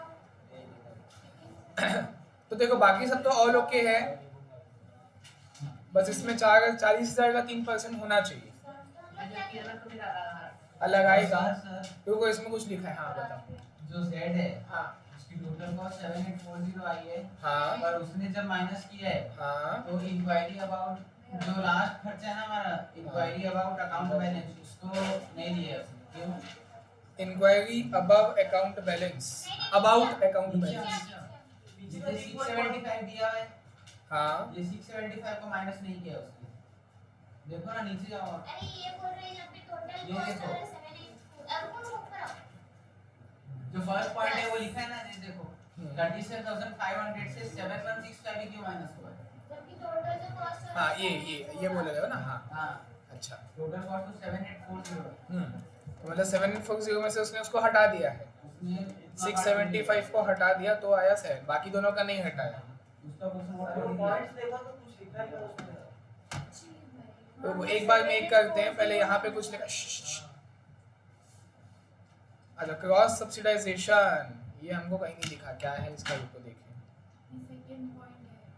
हाँ मेरे को पता है होता क्या है। बता दे चल तू ही। सर दुआ नहीं करना, चलती मिट्टी का। Cross subsidization is a pricing strategy where a business intentionally prices one product higher than its market value to fund a lower price product. Cross subsidization ये होता है कंपनी जानबूझ के किसी एक प्रोडक्ट का प्राइस ज़्यादा रखती है जिससे कि जो लोअर प्राइस वाला प्रोडक्ट है उसका वो लॉस कवर हो जाए। अगर सर्विस है तो इन्होंने क्या किया, हाँ कर तो गए क्रॉस सब्सिडाइजेशन, वो ना 1000 मंथली ले गए। सुनो ध्यान से, क्रॉस सब्सिडाइजेशन यहाँ पर क्या है, 1000 रुपीज वही ले गए मंथली। एक बात को समझो, क्वेश्चन में क्या बोला था कि जो बंदे का बैलेंस, सब लोग तो बताएंगे मेरे को जवाब, जिस बंदे का बैलेंस मोर देन 50,000 है उसको कुछ पैसा देना पड़ेगा क्या? वो अनलिमिटेड फ्री में यूज कर सकता है, ठीक है, मतलब customer can use in free, मतलब वो फ्री में यूज कर सकता है। तो क्या इसका मतलब ये है कि बैंक का भी खर्चा नहीं लगेगा उसमें? कस्टमर को वो फ्री में यूज करने देगा सर्विसेज जिसका 50,000 से ज्यादा है, कस्टमर को फ्री में पड़ेगा, लेकिन क्या बैंक का खर्चा भी जीरो रहेगा उस केस में? खर्चा तो लगेगा ना, चेक का, फॉरेन एक्सचेंज का, कोई भी, एटीएम का, कितने सारे ट्रांजेक्शन होते हैं बिजनेस मतलब बैंक में, ये सब दिया हुआ ना, ये सब की बात कर रहा हूँ। मतलब अगर आपका 50,000 से ज्यादा है गुनगुन, तो आपको पैसा एक्स्ट्रा कुछ उसके अलावा देना पड़ेगा क्या? आपको नहीं देना पड़ेगा, लेकिन आप डिपॉजिट करोगे, एटीएम में जाओगे, पैसा निकालोगे, अपना पासबुक प्रिंट करवाओगे, ठीक है, आपके फोन में एसएमएस आएगा, उसका भी बैंक का तो खर्चा लग रहा है ना, बैंक का तो खर्चा लग रहा है, लेकिन कस्टमर को फ्री में दे रहे हैं, तो पैसा का वो फंडिंग कहाँ से आएगा उसका बैंक के पास? उन बंदों से आएगा जिनका 50,000 से कम है, वो 1000 रुपए लेगा ना उससे monthly. This is called cross subsidisation. एक बंदे को आप फ्री में दे रहे हो तो आपके पास फंडिंग कहाँ से आएगी? आप फ्री में कैसे दे पा रहे हो? आपके पास पैसा कहाँ से आ रहा है? जिन बंदों का लेस देन 50,000 है बैलेंस, तो मैं उससे साल का ले रहा हूँ ना 12,000, साल का मैं 12,000 ले रहा हूँ, तो उससे मैं वहां से फंडिंग आ गई मेरे पास, तब मैं जाकर उनको फ्री में दे पा रहा हूँ जिनका 50,000 से ज्यादा है। गवर्नमेंट भी तो ये करती है, जो इनकम टैक्स भरते हैं गवर्नमेंट क्या करती है उससे, फिर जो गरीब है उनके लिए 2 रुपए किलो चावल और सब ये सब करती है ना काम, सोशल सर्विस, तो वो भी तो क्रॉस सब्सिडाइजेशन हुआ। क्रॉस सब्सिडाइजेशन, सब्सिडी देती है गवर्नमेंट, एक टाइप से वही हुआ है ना। अपन 12,000 इनसे ले रहे हैं बिकॉज उनका 50,000 से कम है और उनको फ्री में प्रोवाइड कर रहे हैं, तो बैंक का तो खर्चा लगेगा ना, वो कहाँ से आएगा पैसा? यहाँ से आएगा। This is called cross subsidisation. हाँ वो सेकंड पॉइंट में बात हुआ था, अब मैं पढ़ा तो मैं बता दिया, उसका मीनिंग बता दिया मैं। मीनिंग अच्छा तब मीनिंग नहीं जानोगे उसका? नहीं किया मैं होमवर्क नहीं किया। उठा तो लो 100%।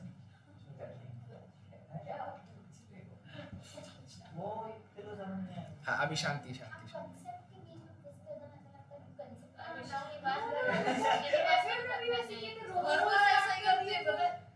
शांति, आप देखो आप स्टार्ट कर गए।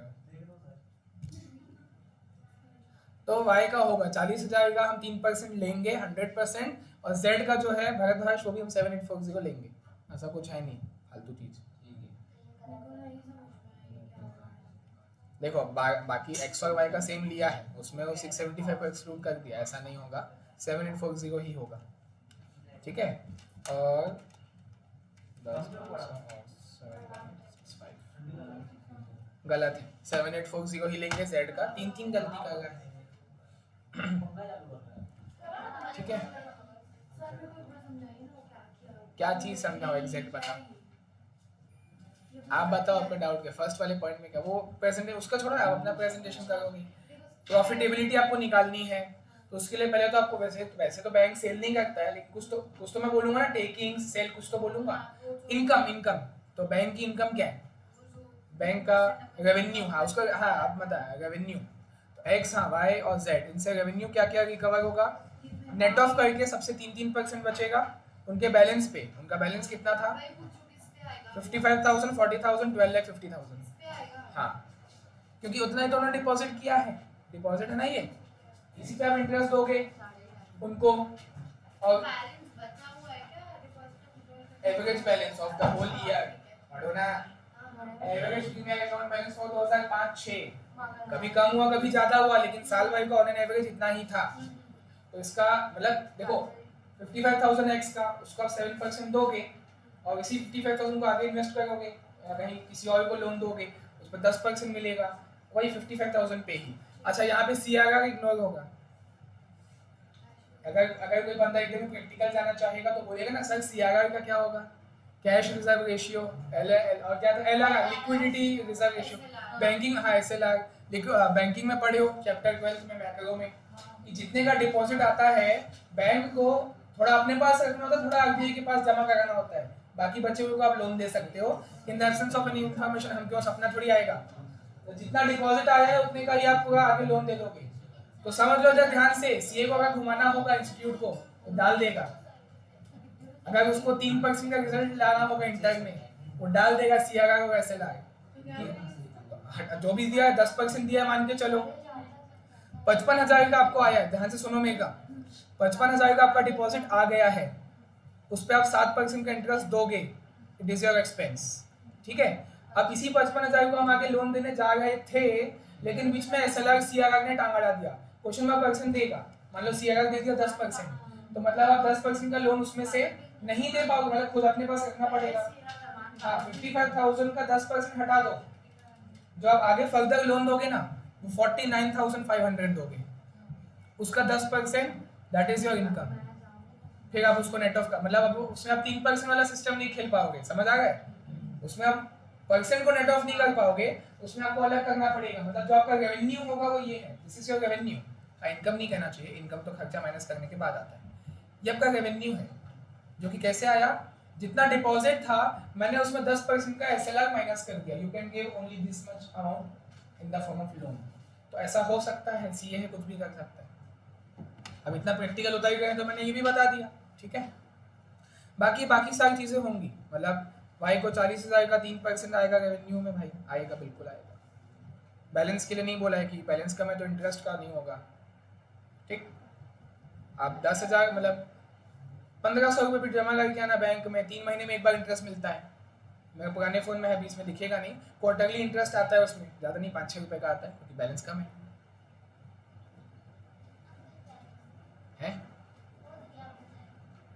हाँ वो बता रहा हूँ कि 40,000 में भी 3% दिखाना और वाई का 12,000 एक्स्ट्रा दिखाना, ये आपका टोटल रेवेन्यू आ जाएगा, तो खर्चे तो आप माइनस कर सकते हो उसमें से, ठीक है।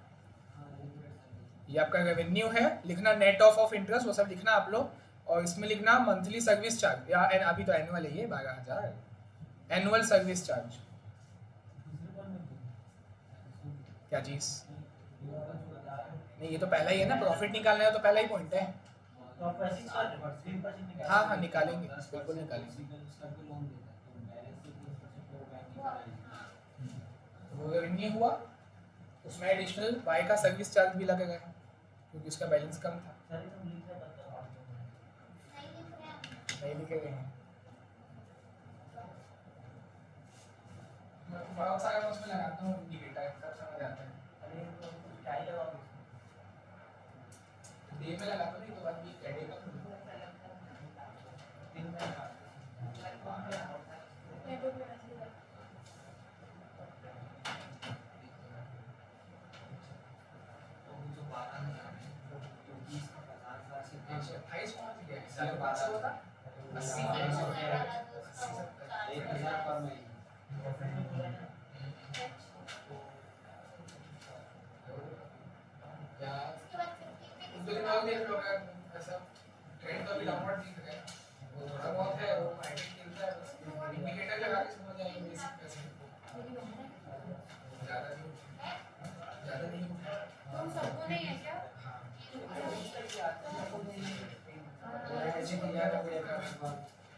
दिखेगा ना, नहीं है तो ठीक है।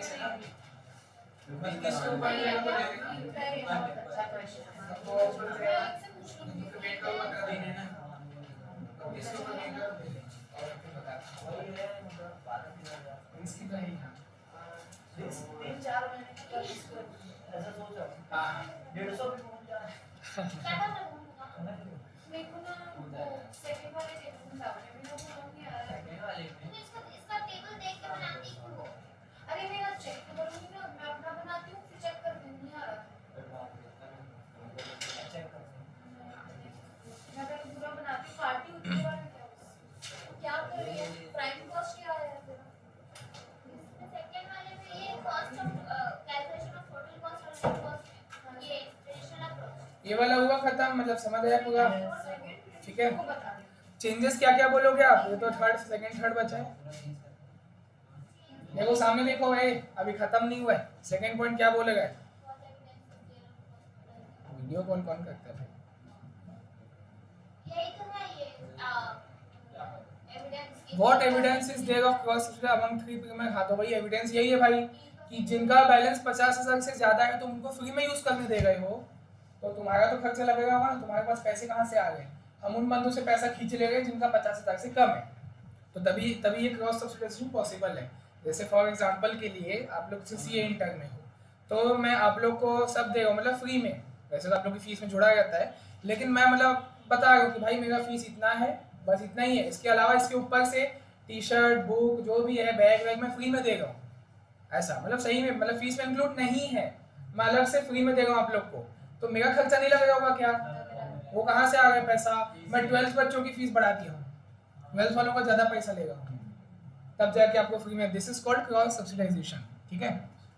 तो यही बता, अच्छा आगे बता रहा है, आगे और पूछ रहा है why might ABC bank chapter करते थे जिसकी सर्विस का खर्चा जॉब करते थे, एक प्राइमरी का बोल सकते हैं वैसा टाइप का है, ठीक।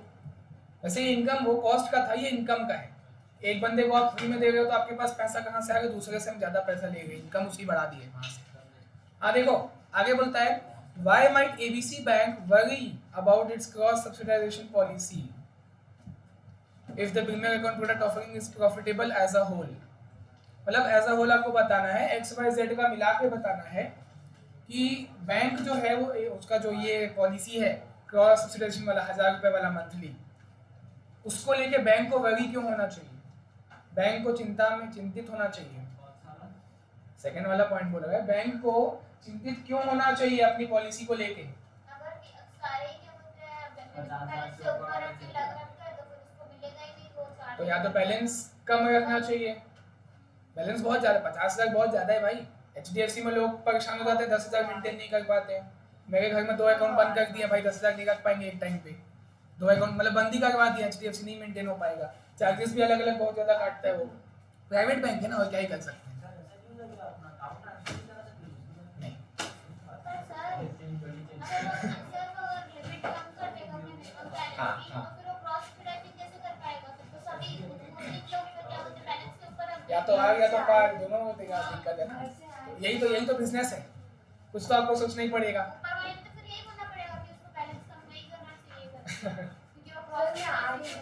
हाँ जल्दी, हाँ उस पर आते हैं हम लोग। एक चीज़ और HDFC का मैं बताऊँ, अगर आपको बैंक खुलवाना है HDFC का, आप लोग सब लेके जाओ आधार कार्ड पैन कार्ड मार्कशीट वगैरह, नहीं खुल पाएगा बैंक आपका अकाउंट। वो क्या बोलेगा, किसी कस्टमर का जिसका पहले से ही अकाउंट खुला हुआ है उसका चेक लगेगा, ऐसा होता है। तुम अगर एज अ फ्रेशर जाओगे ना, मेरा अकाउंट खोल दो जीरो से, नहीं खोलेगा। मिनिमम बैलेंस कितना है? 10,000, और 10,000 तुम कैश नहीं दोगे। वो कस्टमर जिसका पहले से HDFC में खुला है उसके नाम का चेक 10,000 इधर ट्रांसफर होना चाहिए आपके नाम पे, तब वो अकाउंट आपका खुलेगा। और ढूंढते रहो फिर दूसरा बंदा जिसका HDFC में खुला है। प्राइवेट बैंक के चोचले उन लोग पहले से ही सजेस्ट भी करते थे। मैं गया था सुंदरनगर में, हाँ। HDFC और BOB बाजू दोनों था, मैं 12th में था, 11th तक। तो स्कूल वाले को लाना था, तो मेरे को बोले कि आप यहाँ मत खुलवाओ, BOB में खुलवा लो, ज़्यादा अच्छा रहेगा। कोई मतलब नहीं, गवर्नमेंटल है। वहाँ जीरो बैलेंस में खुल जाएगा। बिल्कुल 10,000 मेंटेन करना। जीरो वाला बढ़िया है ना, क्या करोगे सर? हाँ ठीक है, HDFC पे आपको डिस्काउंट भी मिलता है बाद में। अगर क्रेडिट कार्ड डेबिट कार्ड है तो उसमें काफ़ी सारे ऑफर भी रहते हैं बाद में। मतलब क्या है? बैलेंस में ये हो जा रहा था, 5,000 से ज़्यादा निकाल नहीं पा रहा था। अच्छा ATM से तो मेरे को काम पड़ रहा था, तो फिर किया 20,000 तक का लिमिट बढ़ा, लेकिन 2,000 रुपये मेरे को मिनिमम बैलेंस हो गया। तो देखो क्या आंसर है अपना, क्रॉस बैंक को वैरी क्यों होना चाहिए? देखो above computation shows that cross subsidization among the three premier accounts to beneficial, ये कैसा सेंटेंस हुआ? when the average premier account balance is high, जब हाई रहेगा तो हम तीनों से लेंगे, और लो रखेंगे तो हम नहीं ले पाएंगे। सही है। देखो वैरी क्यों होना चाहिए, ये फिर उल्टा नहीं बोलेगा, मतलब ये बोलेगा और बैलेंस बढ़ा दो, 50,000 की जगह 1 लाख रख दो, ऐसा बोलेगा।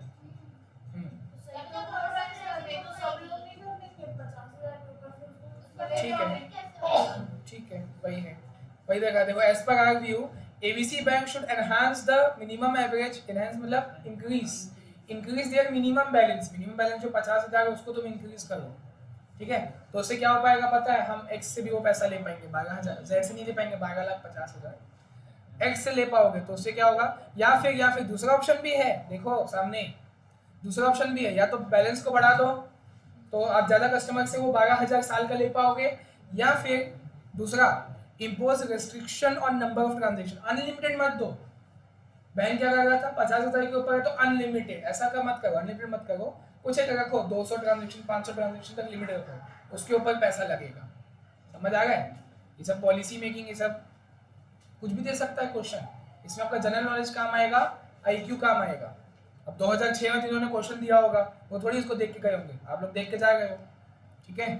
तो ध्यान रखना है, ये सबको एक्स्ट्रा नॉलेज बढ़ाना है इधर उधर से, बिजनेस की स्ट्रेटेजी समझना है, SM तो पढ़ ही गए हो, बिजनेस की स्ट्रेटेजी समझनी है, कैसे कस्टमर खींचना होता है, कैसे अपनी इनकम बढ़ा सकते हैं, तो बता रहे ना। या तो बैलेंस बढ़ा दो, ठीक है। अब बैलेंस बढ़ाने का नुकसान ये है, लोग अकाउंट बंद करवा देंगे, हम लोग 10,000 में बंद करवा दिए, 1 लाख बोलता है ये, तो ठीक है। अगर बैलेंस नहीं बढ़ाना है तो restrict the number of transaction, unlimited मत दो। यही चीज तो अरहम इंस्टीट्यूट भी कर रहा है। कैसा? क्या? 11 12 का फीस देख लो और इंटर CA फाउंडेशन का फीस देख लो, बाकी जगह से तो कमी है क्या? सब कम है। अरे तो बाकी जगह से देखोगे तो सब कम है। 11 12 का फीस है और फाउंडेशन इंटर का फीस है, हाँ। करो कंपेयर। आप 11th को फाउंडेशन से कैसे कंपेयर करोगे? इंटर फॉर्म ट्रांजैक्शन करो ना उधर से बढ़ा रहे, इधर कम कर रहे, क्योंकि भाई, मार्केट सब जगह है, तो मार्केट में जैसा है। अदर स्ट्रीम्स ज्यादा पैसे लेकिन हमारे में डाल रहे हैं। चलो आगे 12 में डाउट, यही नहीं 12 नहीं है 15 है 15 चलो आज पूरा इसी में निकल जाएगा। हाँ बताओ 15 में क्या है, आप अपना बताओ ना। अरे मैं फिर अकेले में डाउट है क्या? MBS नहीं करूंगी, इसमें नहीं, मतलब नहीं, मतलब नहीं है, मैं आपसे बात और ऐसे थोड़ा सा डिफिकल्ट लगा था, नहीं कोको और स्ट्रॉबेरी है वो में, ठीक है। तो नहीं है ना पक्का? मैं भाई होगा तो बताना, शर्माना मत। मैं आपसे हाँ हाँ हाँ हाँ 16 लेमन ग्रेप्स पपाया, ठीक है। 17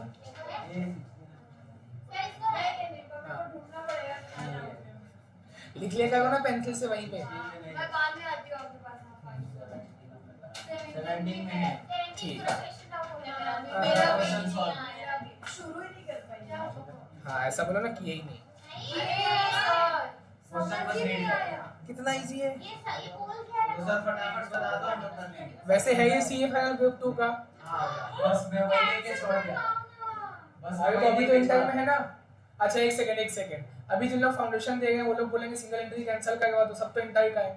फाउंडेशन में तो अभी अभी है। आपके सिलेबस में है ना ये क्वेश्चन ही नहीं है सिलेबस में। कौन बोला?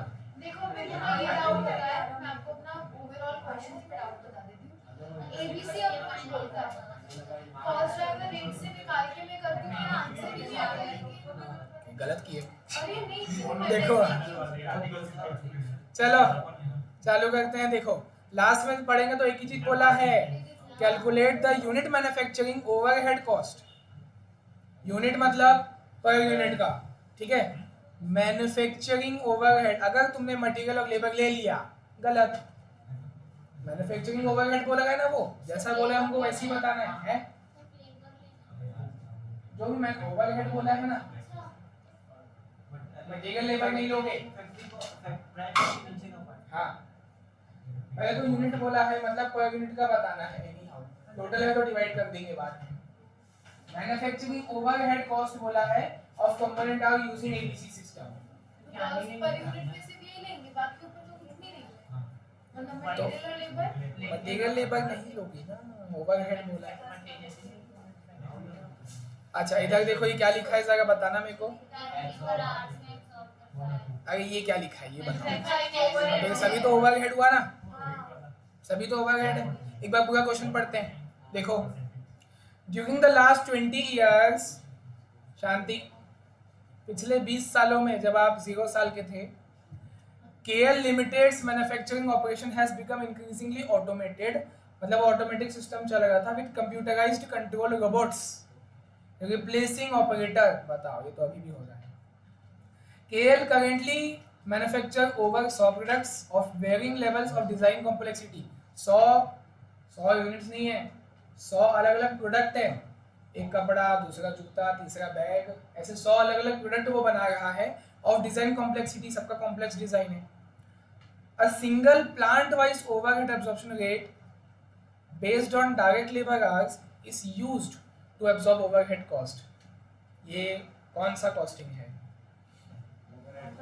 नॉर्मल वाला जो करते हैं। ट्रेडिशनल अपने को बोलना है, एक्टिविटी बेस्ड कॉस्टिंग तो है नहीं, है ना। ये इस क्वेश्चन का यहाँ से मेन पार्ट चालू होता है। A single plant wise overhead absorption rate. Single, भाई तुम प्रोडक्ट बना हो 100 अलग अलग वेराइटी का और सबका एक ही रेट चूज किया हो, तो यही तो होता है ट्रेडिशनल में, यही तो उसका ड्रॉबैक है। A single plant wise overhead absorption rate based on what, 6 होता है, उसमें से क्या है? Based on direct labour hours is used to absorb overhead. Absorption method है, ट्रेडिशनल मेथड है, ठीक है। अभी वो ये यूज कर रहा था अभी तक, पिछले 20 सालों से, ठीक। इन द क्वार्टर एंडेड मार्च, मतलब जनवरी फरवरी मार्च, KL's मैन्युफैक्चरिंग ओवरहेड कॉस्ट वर, ये 5 अलग अलग नाम है, उसका खर्चा दिया हुआ है, वो भी इन 1000 है, ध्यान देना। अब कई लोग क्या करेंगे पता है, आधे लोग पता है एग्जाम में पर यूनिट मान ले, मतलब ऑल ओवर इंडिया की बात करें, आप लोग तो अच्छे करोगे। आधे लोग क्या करेंगे, इसको पर यूनिट मान लेंगे, सर इतना छोटा अमाउंट आता है, वन में आता है 125, 25, 85 है, ये पर यूनिट दिया होगा, यूनिट से आगे जाके मल्टीप्लाई करेंगे, नहीं करोगे। इन 1000 दिया हुआ है, इन 1000, ये 1,25,000 है, 25,000 वो है, थाउजेंड्स में दिया हुआ है, थाउजेंड्स में दिया हुआ है, ठीक है। आगे, during the quarter the company reviewed the cost accounting system and concluded that absorption overhead to individual product on a labor absorption rate was meaningless। अब उसको दिमाग खुला कि जो हम एब्जॉर्प्शन कर रहे थे, कैसे एब्जॉर्ब कर रहे थे, using the single overhead absorption rate based on direct labour hours, was meaningless, फालतू था वो, क्योंकि आपके 100 अलग अलग वैरायटी के प्रोडक्ट है, वो भी कॉम्प्लेक्स डिजाइन के साथ, तो ऐसा आप सिंगल बेस यूज नहीं कर सकते सब में। And that overhead cost should be मतलब अब होना चाहिए to the product using ABC, ठीक है, ABC system. The following are the identified as the most significant activities। जो आप 5 कॉलम बनाओगे उसमें से पहला कॉलम मुझे मिल गया, पहला कॉलम होता है एक्टिविटी, तो ये 4 एक्टिविटी है, ठीक है। अब वो कोई ऊपर वाला 5 लिख देंगे, अरे ये 5 खर्चा है, एक्सपेंस, वेजेस, ये खर्चा है, ठीक है। एक्टिविटी कितना है? 4 ठोक है। एक्टिविटी जब लिखोगे ये 4 एक्टिविटी है, receiving component, setting up, quality inspection, dispatching, ये एक्टिविटी हो गया। अब इसके बाद सेकंड कॉलम क्या होता है, देखो ऐसे धीरे धीरे बढ़ना है, पहला जो स्टार्टिंग में पूछ रहे थे, कॉस्ट पूल चाहिए आपको, तो आपको तो टोटल पता है, आपको ये देखो ये 3,10,000 हो ना, इन थाउजेंड्स है, 3,10,000 आपको, ठीक है। ये खर्चे इंडिविजुअल है, टोटल एक्टिविटी वाइज पता है क्या? बोलोगे नहीं, अब बोलोगे सर ये है, अभी एक्टिविटी थोड़ी है, ये 5 अलग अलग खर्चे हैं, नाम दिख रहा है आपको, उसका टोटल, अभी आप टोटल को पकड़ो सिर्फ, ठीक है। तो इनको 4 अलग एक्टिविटी का आपको नहीं पता है, आगे पढ़ो ना, आगे दिया है, ये देखो यहाँ लिखा है equipment operation and maintenance expenses. Equipment operation मतलब ये वाला, ठीक है, और मेंटेनेंस मतलब ये वाला, तो 1,25,000 और 25,000 इनकी जानकारी है, तो इतना डिटेल में आपको नोटिस करना है।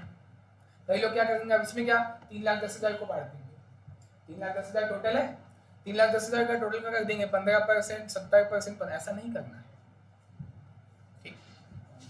तो एक काम करते हैं, मैं लिख के बनाता हूँ तो और क्लियर समझ आएगा। सबसे पहले मैं एक्टिविटी बनाऊंगा, उसमें 4 एक्टिविटी है, रिसीविंग कंपोनेंट, शॉर्ट में बस लिखते जाते हैं फटाफट, फिर है सेटिंग अप, फिर है क्वालिटी इंस्पेक्शन और डिस्पैचिंग में आई आता है क्या? ये आता है, ठीक है। इसके बाद हमको चाहिए कॉस्ट पूल, मतलब इंडिविजुअल एक्टिविटी के हिसाब से हमको खर्चा निकालना है, तो ठीक है, देखते हैं क्या क्या बोला है।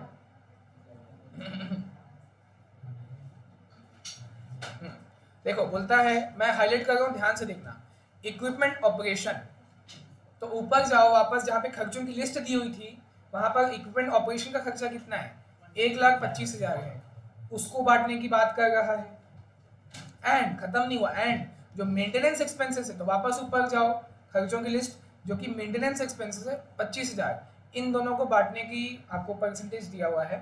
मतलब चाहो तो आप 1.5 लाख को एक साथ बांटो, चलेगा, एक 25 और 25 मिला के 1.5 लाख होता है। तो 1.5 लाख को आप कैसे बांटोगे, कंपोनेंट स्टोर्स में बांटोगे 15%। अब ये कंपोनेंट स्टोर क्या है, क्या है, क्या है, क्या चीज़, रिसीविंग कंपोनेंट का प्राइम। अच्छा हाँ कंपोनेंट, अच्छा देखो मैं आधा लिखा हूँ इसलिए वैसा हो गया, तो इसमें रिसीविंग लिख के छोड़ दिया इसलिए वैसा, कंपोनेंट यही है। मतलब ये 15% उसमें जाएगा बोलेगा, है ना। मैंने इन दोनों को खर्चों को ऐड किया, कितना हुआ, 150 हुआ, ऊपर था ना ये 125 को मिला के 150 हुआ, ठीक है। तो मैंने निकाला 150 का 15%, 22,500 क्या कंपोनेंट स्टोर का था। तो कंपोनेंट देखो ना कहाँ पे दिखेगा, पहले वाले में दिखेगा। तो इसका खर्चा हुआ,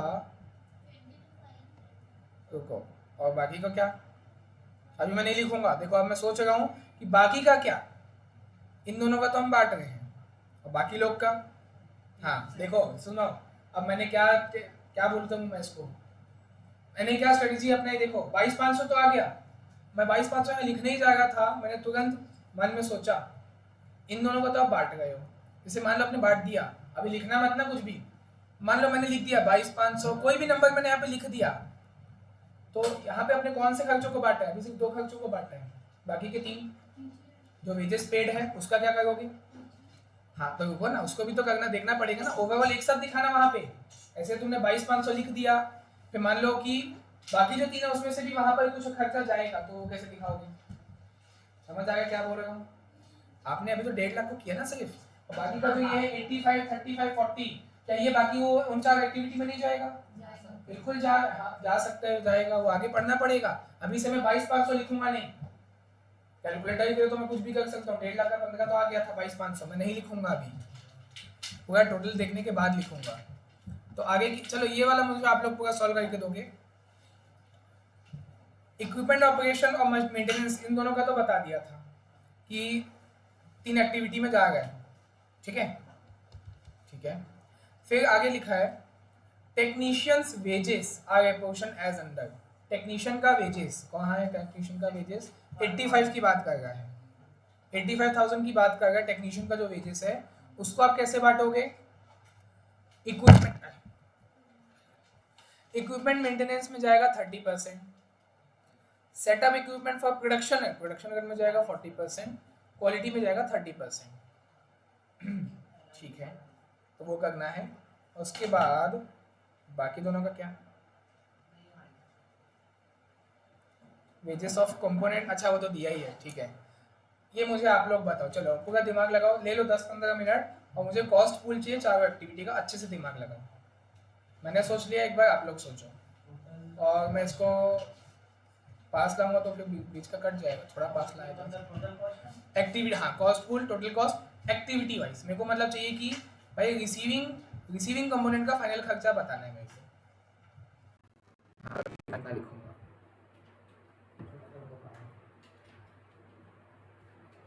इतना आपके काम का नहीं है, हाँ इतना, चलो देखो जितना आपके दिख रहा है स्क्रीन पे उस सब को ध्यान से देखना, सब काम आएगा। और नीचे क्या दिया हुआ है, ये तो टोटल कॉस्ट ड्राइवर है, हाँ देखो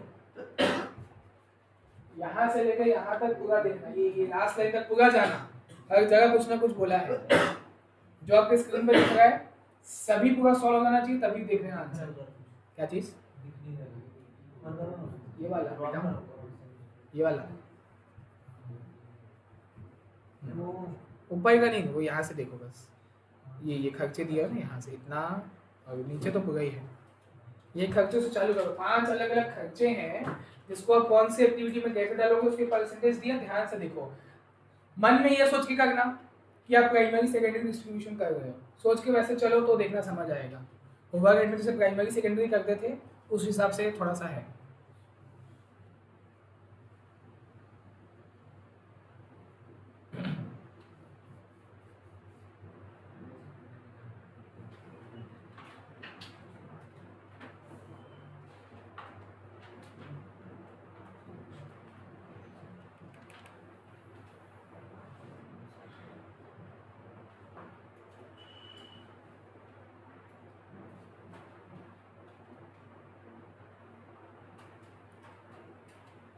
बाकियों का ऊपर का 2 तो ठीक है, बाकी का जो 3 बच रहा है उसका जिसका है उसी में कर देंगे।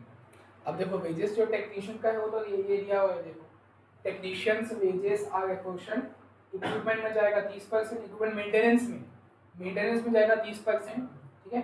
Setup equipment for production level में जाएगा 40%, प्रोडक्शन लेवल मतलब सेटिंग अप इक्विपमेंट वाला ये वाला। हाँ ये इक्विपमेंट मेंटेनेंस में कैसे जा रहे हो ये? इसमें जा गया, भूल गए आप लोग नॉन रेसिप्रोकल मेथड। वापस फिर वो पड़ेगा। पहले ये चलो मैं बता दे रहा हूँ, नहीं, रुको। पहले इसका बांटोगे, बस इतना बताना हाँ, है। ठीक है, मैं वही पहले टेक्नीशियन वेजेस का बांटोगे, उसके बाद वो बांट पाओगे, नहीं तो नहीं कर पाओगे। बात को समझो, सुनो इधर। अगर आपने इक्विपमेंट ऑपरेशन, सब लोग एक बार ध्यान से सामने देखना क्योंकि बहुत सारा है, 4 एक्टिविटी 5, सब लोग एक बार अपने सामने देखो। अगर आपने इक्विपमेंट ऑपरेशन का 1,25,000 बांट दिया, मान लो बांट दिया, तो वो 0 हो गया। इक्विपमेंट मेंटेनेंस का कितना दिखा गया, सॉरी इक्विपमेंट ऑपरेशन का कितना है, ये देखो 1,25,000, उसको आपने पूरा बांट दिया। एंड उसके बाद जो मेंटेनेंस एक्सपेंसेस है कितना है 25,000, उसको आपने पूरा बांट दिया, ठीक है। पहले अगर आपने ये किया, फिर बाद में टेक्नीशियन का वेजेस कितना है 85,000, उसको आपने जैसे ही बांटना चालू किया, ध्यान से देखो यहाँ पर भी ट्विस्ट है, तो वो इक्विपमेंट मेंटेनेंस में जा रहा है। तो अगर आपने मेंटेनेंस का पहले से ही बांट दिया होगा तो गलत हो गया आपका, फिर तो समझ आ गया। नॉन रेसिप्रोकल मेथड टाइप से आपको सोचना, दिमाग लगाना है ना। टेक्नीशियन वेजेस का पहले बांटो तो उससे क्या होगा, मेंटेनेंस का बढ़ जाएगा, ठीक है, और बाकी तो अपना रिस्पेक्टिव की जगह पे चले जाएगा, उसके बाद आप मेंटेनेंस का बांटना। अब एक बार ट्राई करो, बस यही था इसमें सोचने का कि पहले किसका बांटेंगे, पहले टेक्नीशियन वेजेस को बांटोगे क्योंकि वो दूसरे किसी खर्चे में जाएगा है।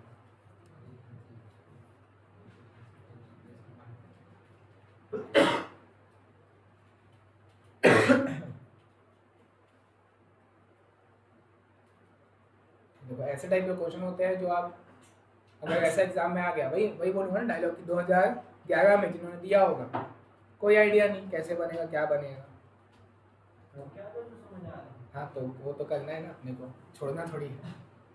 मतलब अपने दिमाग को वैसे ट्रेन करना है कि किसी भी सिचुएशन से निकल जाए, थोड़ा आधा तो निकलो कम से कम, 10 की जगह 5 तो मिले।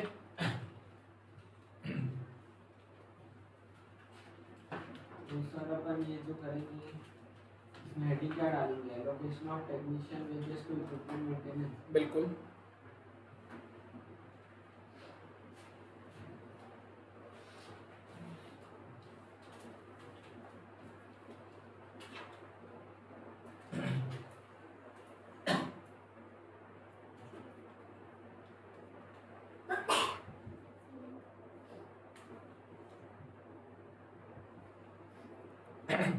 मतलब अगर मैं आपसे इक्विपमेंट मेंटेनेंस का खर्चा पूछूं टोटल कितना होगा, 25,000 तो पहले का ही दिया हुआ है, देखते हैं। मेंटेनेंस का देखो 25,000 का तो पहले से ही दिया हुआ है अपने को, वो तो है ही है, प्लस उसमें टेक्नीशियन वेजेस से कितना जाएगा, टेक्नीशियन वेजेस का 30% जो मेंटेनेंस में जाएगा। टेक्नीशियन का वेजेस है 85,000 का 30% 25,500, इसमें और जुड़ जाइए, 25,000 पहले से ही है, 50-500। हाँ इसमें 25,500 जुड़ जाएगा, समझ आ गया है।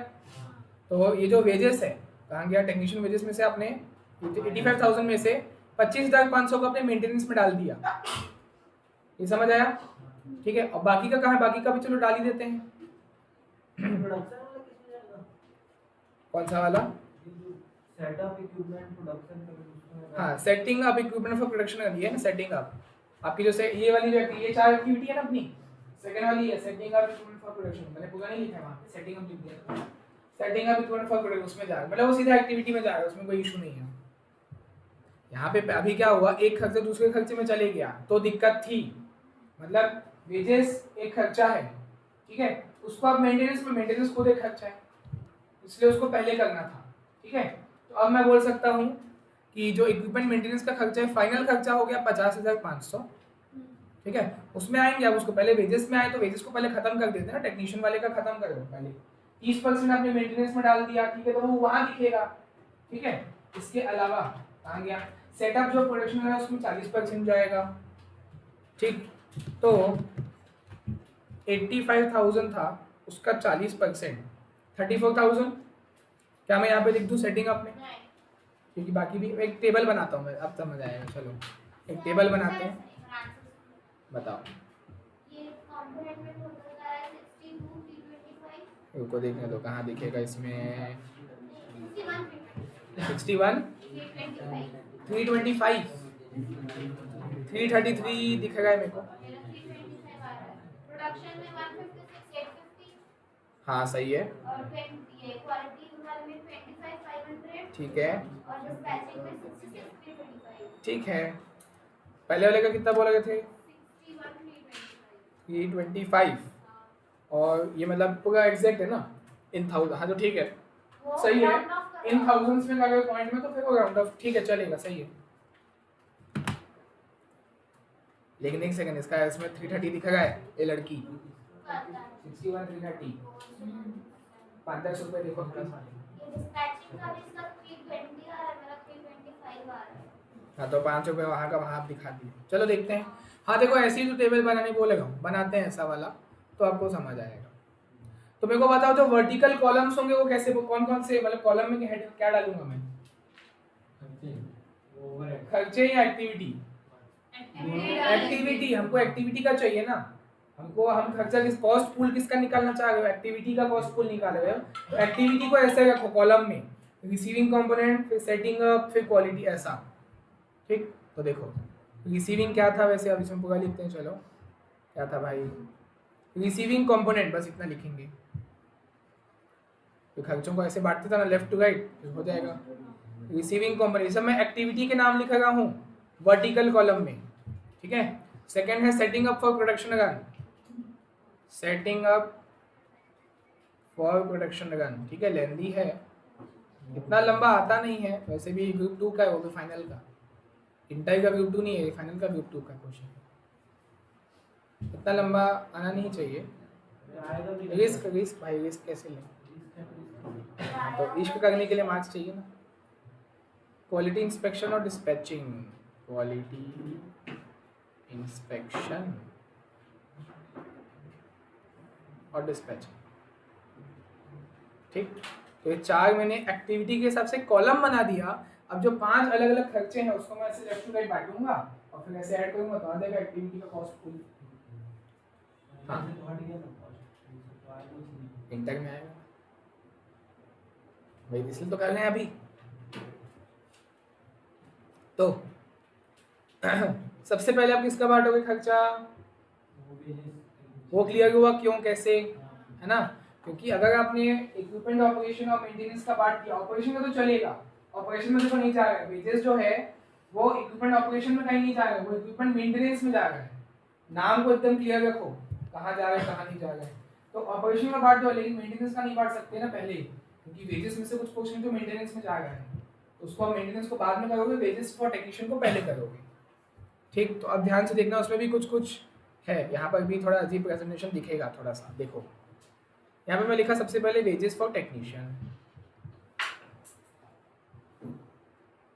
हाँ। खर्चा कितना था इसका? 85,000, तो मैंने लिखा 85, ठीक। अब निकालते जाऊंगा परसेंट। इक्विपमेंट मेंटेनेंस में जाएगा इसका 30%, तो मैंने निकाला 85,000 का 30%, 25,500 आया। अब आप लोग बताओ मैं इसको कौन से कॉलम में लिखूं जाके? सोच के आराम से सोच लो और बताना। पूरा नहीं ले सकते ना अभी अपन मेंटेनेंस में, मतलब 25,500 को अभी यहाँ इन चारों में नहीं लिख सकते? बिल्कुल एकदम सही, बहुत बढ़िया। 25,500 अभी साइड में रखना, दिमाग में, मैं रफ में लिख दे रहा हूँ, दिमाग वो मेंटेनेंस में जाके जुड़ेगा, फिर इन चारों में बटेगा। समझ आ गया? ओवरहेड जैसी है प्राइमरी सेकेंडरी, इसको मन में रखना अलग से, ठीक है। ये मेंटेनेंस में जाके जुड़ेगा, याद रखना, उसको आपको माइंड में स्टोर करना पड़ेगा। हाँ, फिर सेटिंग अप फॉर प्रोडक्शन में जाएगा 40%, तो मैं इसका 40% निकाल लेता हूँ। 85,000 था ना, 0.4, 40% है 34,000। किस चीज़ का है वो? Setup equipment for production run का है। तो क्या मैं उसको कॉलम कौन से में लिखूंगा बताओ? सेटिंग अप का कॉलम बना हुआ है, तो यहाँ लिख सकते हो आप 34,000, ठीक है। इसके बाद बाकी का जो है क्वालिटी इंस्पेक्शन में जाएगा 30%, 25,500 क्वालिटी इंस्पेक्शन, हाँ तो क्वालिटी का थर्ड वाला कॉलम है 25,500 हो गया। वेजेस का आपने पूरा बांट दिया 25,500, अच्छा ये एक सेकंड 2500 हो गया। 25,500 पहले मेंटेनेंस में गया, उसको याद रखना है, जब मेंटेनेंस आएगा तो उसको मिला के बांटेंगे। बाकी इन दोनों में आया, इन दोनों में नहीं आया, वेजेस फॉर टेक्नीशियन बट गया, ठीक है। अब किसका बांटूं, अब आपकी मर्जी है, बस ये वेजेस में दिक्कत थी कि उसको पहले बांटना था जस्ट बिकॉज वो मेंटेनेंस में जाएगा था। अब तो आपकी मर्जी, आप किसी भी सीक्वेंस में बांटो। हाँ एकदम बिल्कुल एकदम सही, स्टार्टिंग से स्टार्ट करेंगे। तो ऑपरेशन एक्सपेंसेस जो है यहाँ पे लिखूंगा मैं, ऑपरेशन एक्सपेंसेस है 1,25,000। बांटते हैं, देखते हैं कहाँ कहाँ कितना कितना जाएगा। 1,25,000 लिखा मैंने। अब उसमें से देखो दोनों के लिए यही है ना, चाहे आप इक्विपमेंट ऑपरेशन का खर्चा बांटो 1,25,000 या मेंटेनेंस का खर्चा बांटो जो भी आएगा, तो ये दोनों दो अलग अलग खर्चे हैं, दोनों का परसेंटेज सेम है, बांटने का तरीका तो परसेंट है वो सेम है, रेशियो सेम है। कंपोनेंट स्टोर में जाएगा, तो अभी आप 1,25,000 को बांटो ना, 1,25,000 है किसका, ऑपरेशन का, ठीक। तो इसका 15% जाएगा 18,750 कंपोनेंट स्टोर्स। कंपोनेंट स्टोर कौन सा वाला है, रिसीविंग कंपोनेंट वाला है 18,750, ठीक है।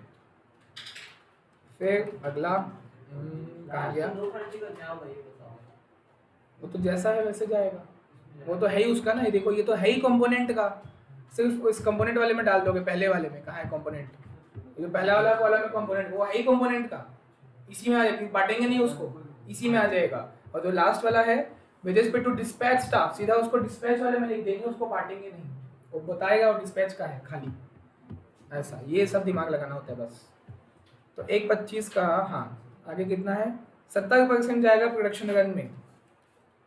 हाँ तो प्रोडक्शन रन वाला कौन सा है, सेकेंड वाला कॉलम है, यहाँ आ जाएगा 87,500, ठीक है। वापस आए 15% है,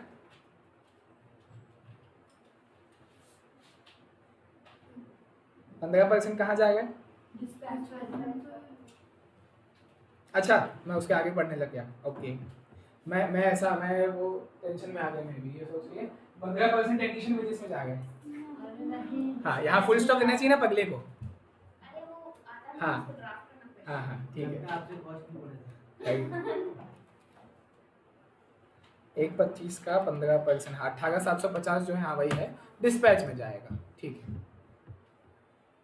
18,750 क्वालिटी में नहीं जाएगा तो नहीं जाएगा, ठीक है। ऑपरेशन का खर्चा आपने बांट दिया। उसके बाद आता है मेंटेनेंस का खर्चा। मेंटेनेंस का खर्चा है कितना, बिल्कुल 50,500, वो लिखा लिखा पहले से ही मैंने, 7575 हाँ परसेंटेज वही रहेगा बिल्कुल।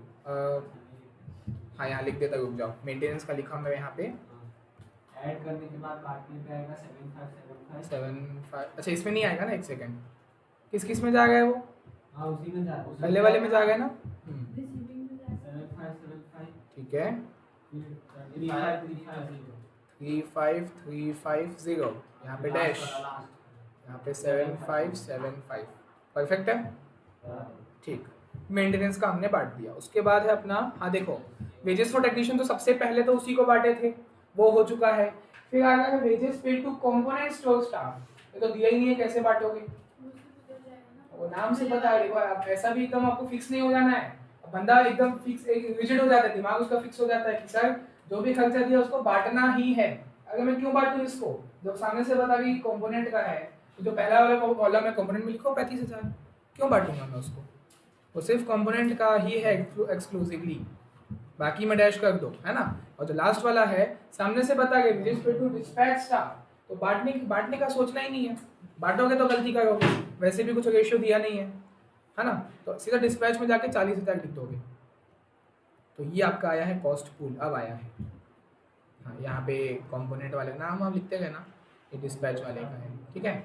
अब वर्टिकली ऐड कर दो टॉप टू बॉटम, तो आपका कॉस्ट पूल आ गया 325।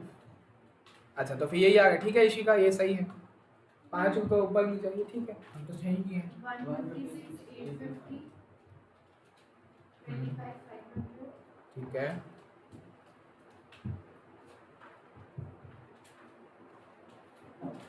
66,325।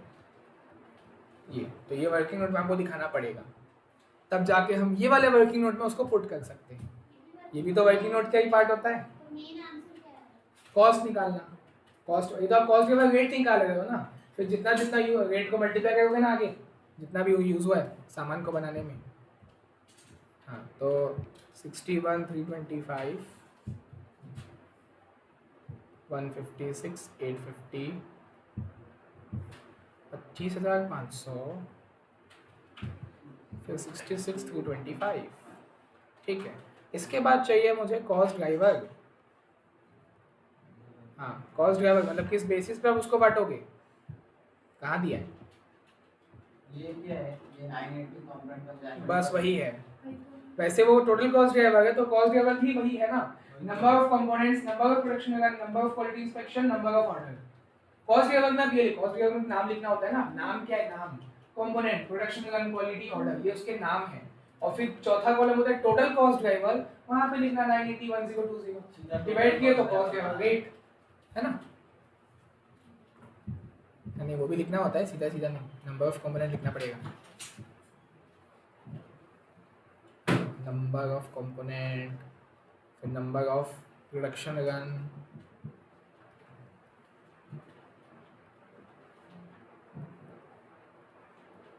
ठीक है, नंबर ऑफ क्वालिटी इंस्पेक्शन और नंबर ऑफ ऑर्डर।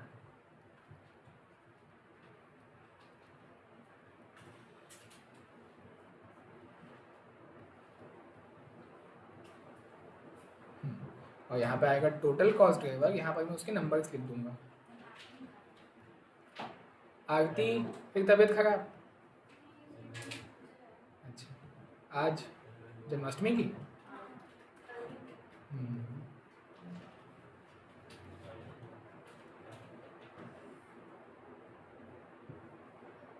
980, 1020,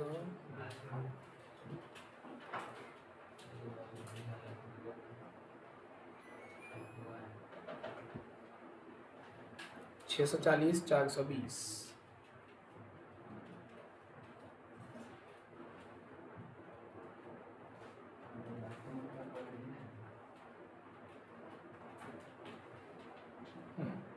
डिवाइड कर देंगे।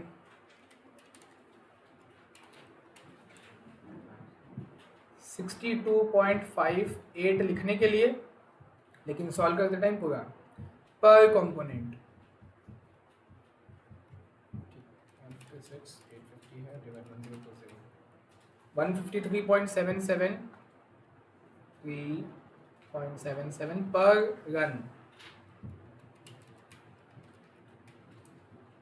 ये हाँ ठीक है, लिखने के लिए उतना ही लिखेंगे। 39.84 पर इंस्पेक्शन लेना पूरा डेसिमल, और फिर 66/25 है, 420 है। 157.92 पर ऑर्डर। ठीक, अब देख लेंगे कौन कौन सा सामान ये बनाया, कितना क्या कर रहा है। गायब हो गया। तो चलो इतना हो गया, ये हो गया, ये हो गया, ठीक है। अच्छा एक ही सामान तो बना गया लड़का। और देखो ये अब इजी कर दिया, कॉस्ट फुल निकालना इतना लेंथी कर दिया था कि ये अब इसने इजी करके मतलब एक ही प्रोडक्ट दिया है ना। आप लोग देखे होंगे अभी तक 2-3 प्रोडक्ट देता था हर क्वेश्चन में, 2-3 कस्टमर 2-3 प्रोडक्ट होता ही था। यहाँ पे एक ही प्रोडक्ट है, कंपोनेंट आर, और उसमें कितना कितना यूज हो गया वो सब बता दिया। सब क्या, अब तो कुछ भी नहीं बचा, मतलब ये इजी कर दिया इसने। ठीक है, बस फिर तो खत्म ही है question. KL's production during the quarter and including component R, the following information available. आपको आर का ही निकालना है। ठीक है, तो जो भी रेट है मल्टीप्लाई करते जाना ना। 4 आपने रेट निकाले हैं तो ये देखो 1 2 3 4 इनसे मल्टीप्लाई करना। तो फिर 5वें का क्या काम है, क्वांटिटी प्रोड्यूस का क्या काम है, कैसे नहीं है। इसमें जो रेट आते हैं वो पूरे एंड तक लेने पड़ते हैं कैलकुलेटर। हाँ बिल्कुल 100%। तो देखो 4 रेट आए हैं, इन चारों से मल्टीप्लाई करके ना जो भी इसका रिस्पेक्टिव रेट है, ठीक है, तो खर्चा आ जाएगा। और फिर इसका क्या काम है बताओ, नहीं बताया लोग आपने। क्वांटिटी प्रोड्यूस का क्या काम है, डिवाइड करोगे ना लास्ट में। हाँ डिवाइड करो ना, यूनिट आपको निकालना, यूनिट मैन्युफैक्चरिंग ओवरहेड, तो जितना भी आएगा वो टोटल में आएगा। डिवाइड करना 560 से तो आ जाएगा। ठीक है, इसको घर में करना, बाकी मतलब कंप्लीट करना। जैसे देखो मैं यहाँ पे बता दे रहा हूँ 62.58 उसी सीक्वेंस में ना। हाँ 62.58 से इसको करना 45 को मल्टीप्लाई, फिर कितना है, इसके काम करते हैं टाइम पास।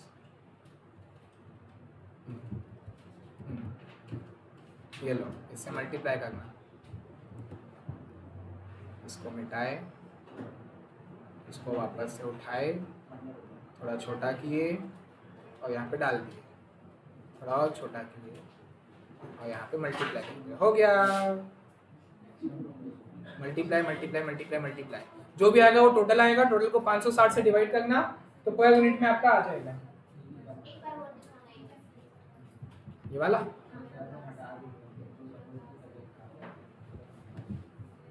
ये अपना कौन सा वो 17 हुआ ना, ठीक है। 24 26 में कोई डाउट? हाँ दोनों में है। कॉल करेंगे। अभी नहीं हो पाएगा एफएम कब चालू होता है? 12 बजे होता है ना।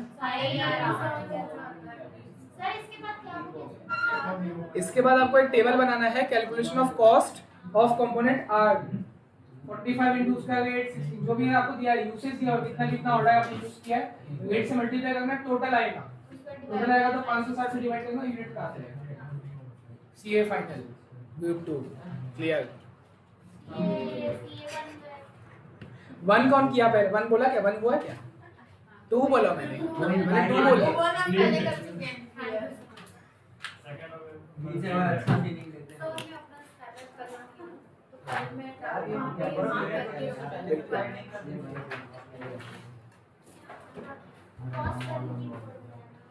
अच्छा कॉस्ट 560 से डिवाइड करना। 24 और 26 में डाउट क्या है पता है कि तो देखो पूरा क्वेश्चन बस सब में पूरा अरे क्वेश्चन सब में का पूरा क्वेश्चन टीवी बोले हैं लोग ना तो सभी तो अच्छा लग रहा है ना। ठीक है। ये सबको डाउट बता दो। चुप रहे ना, तू एक भी बना है। मैं तो ना सहता।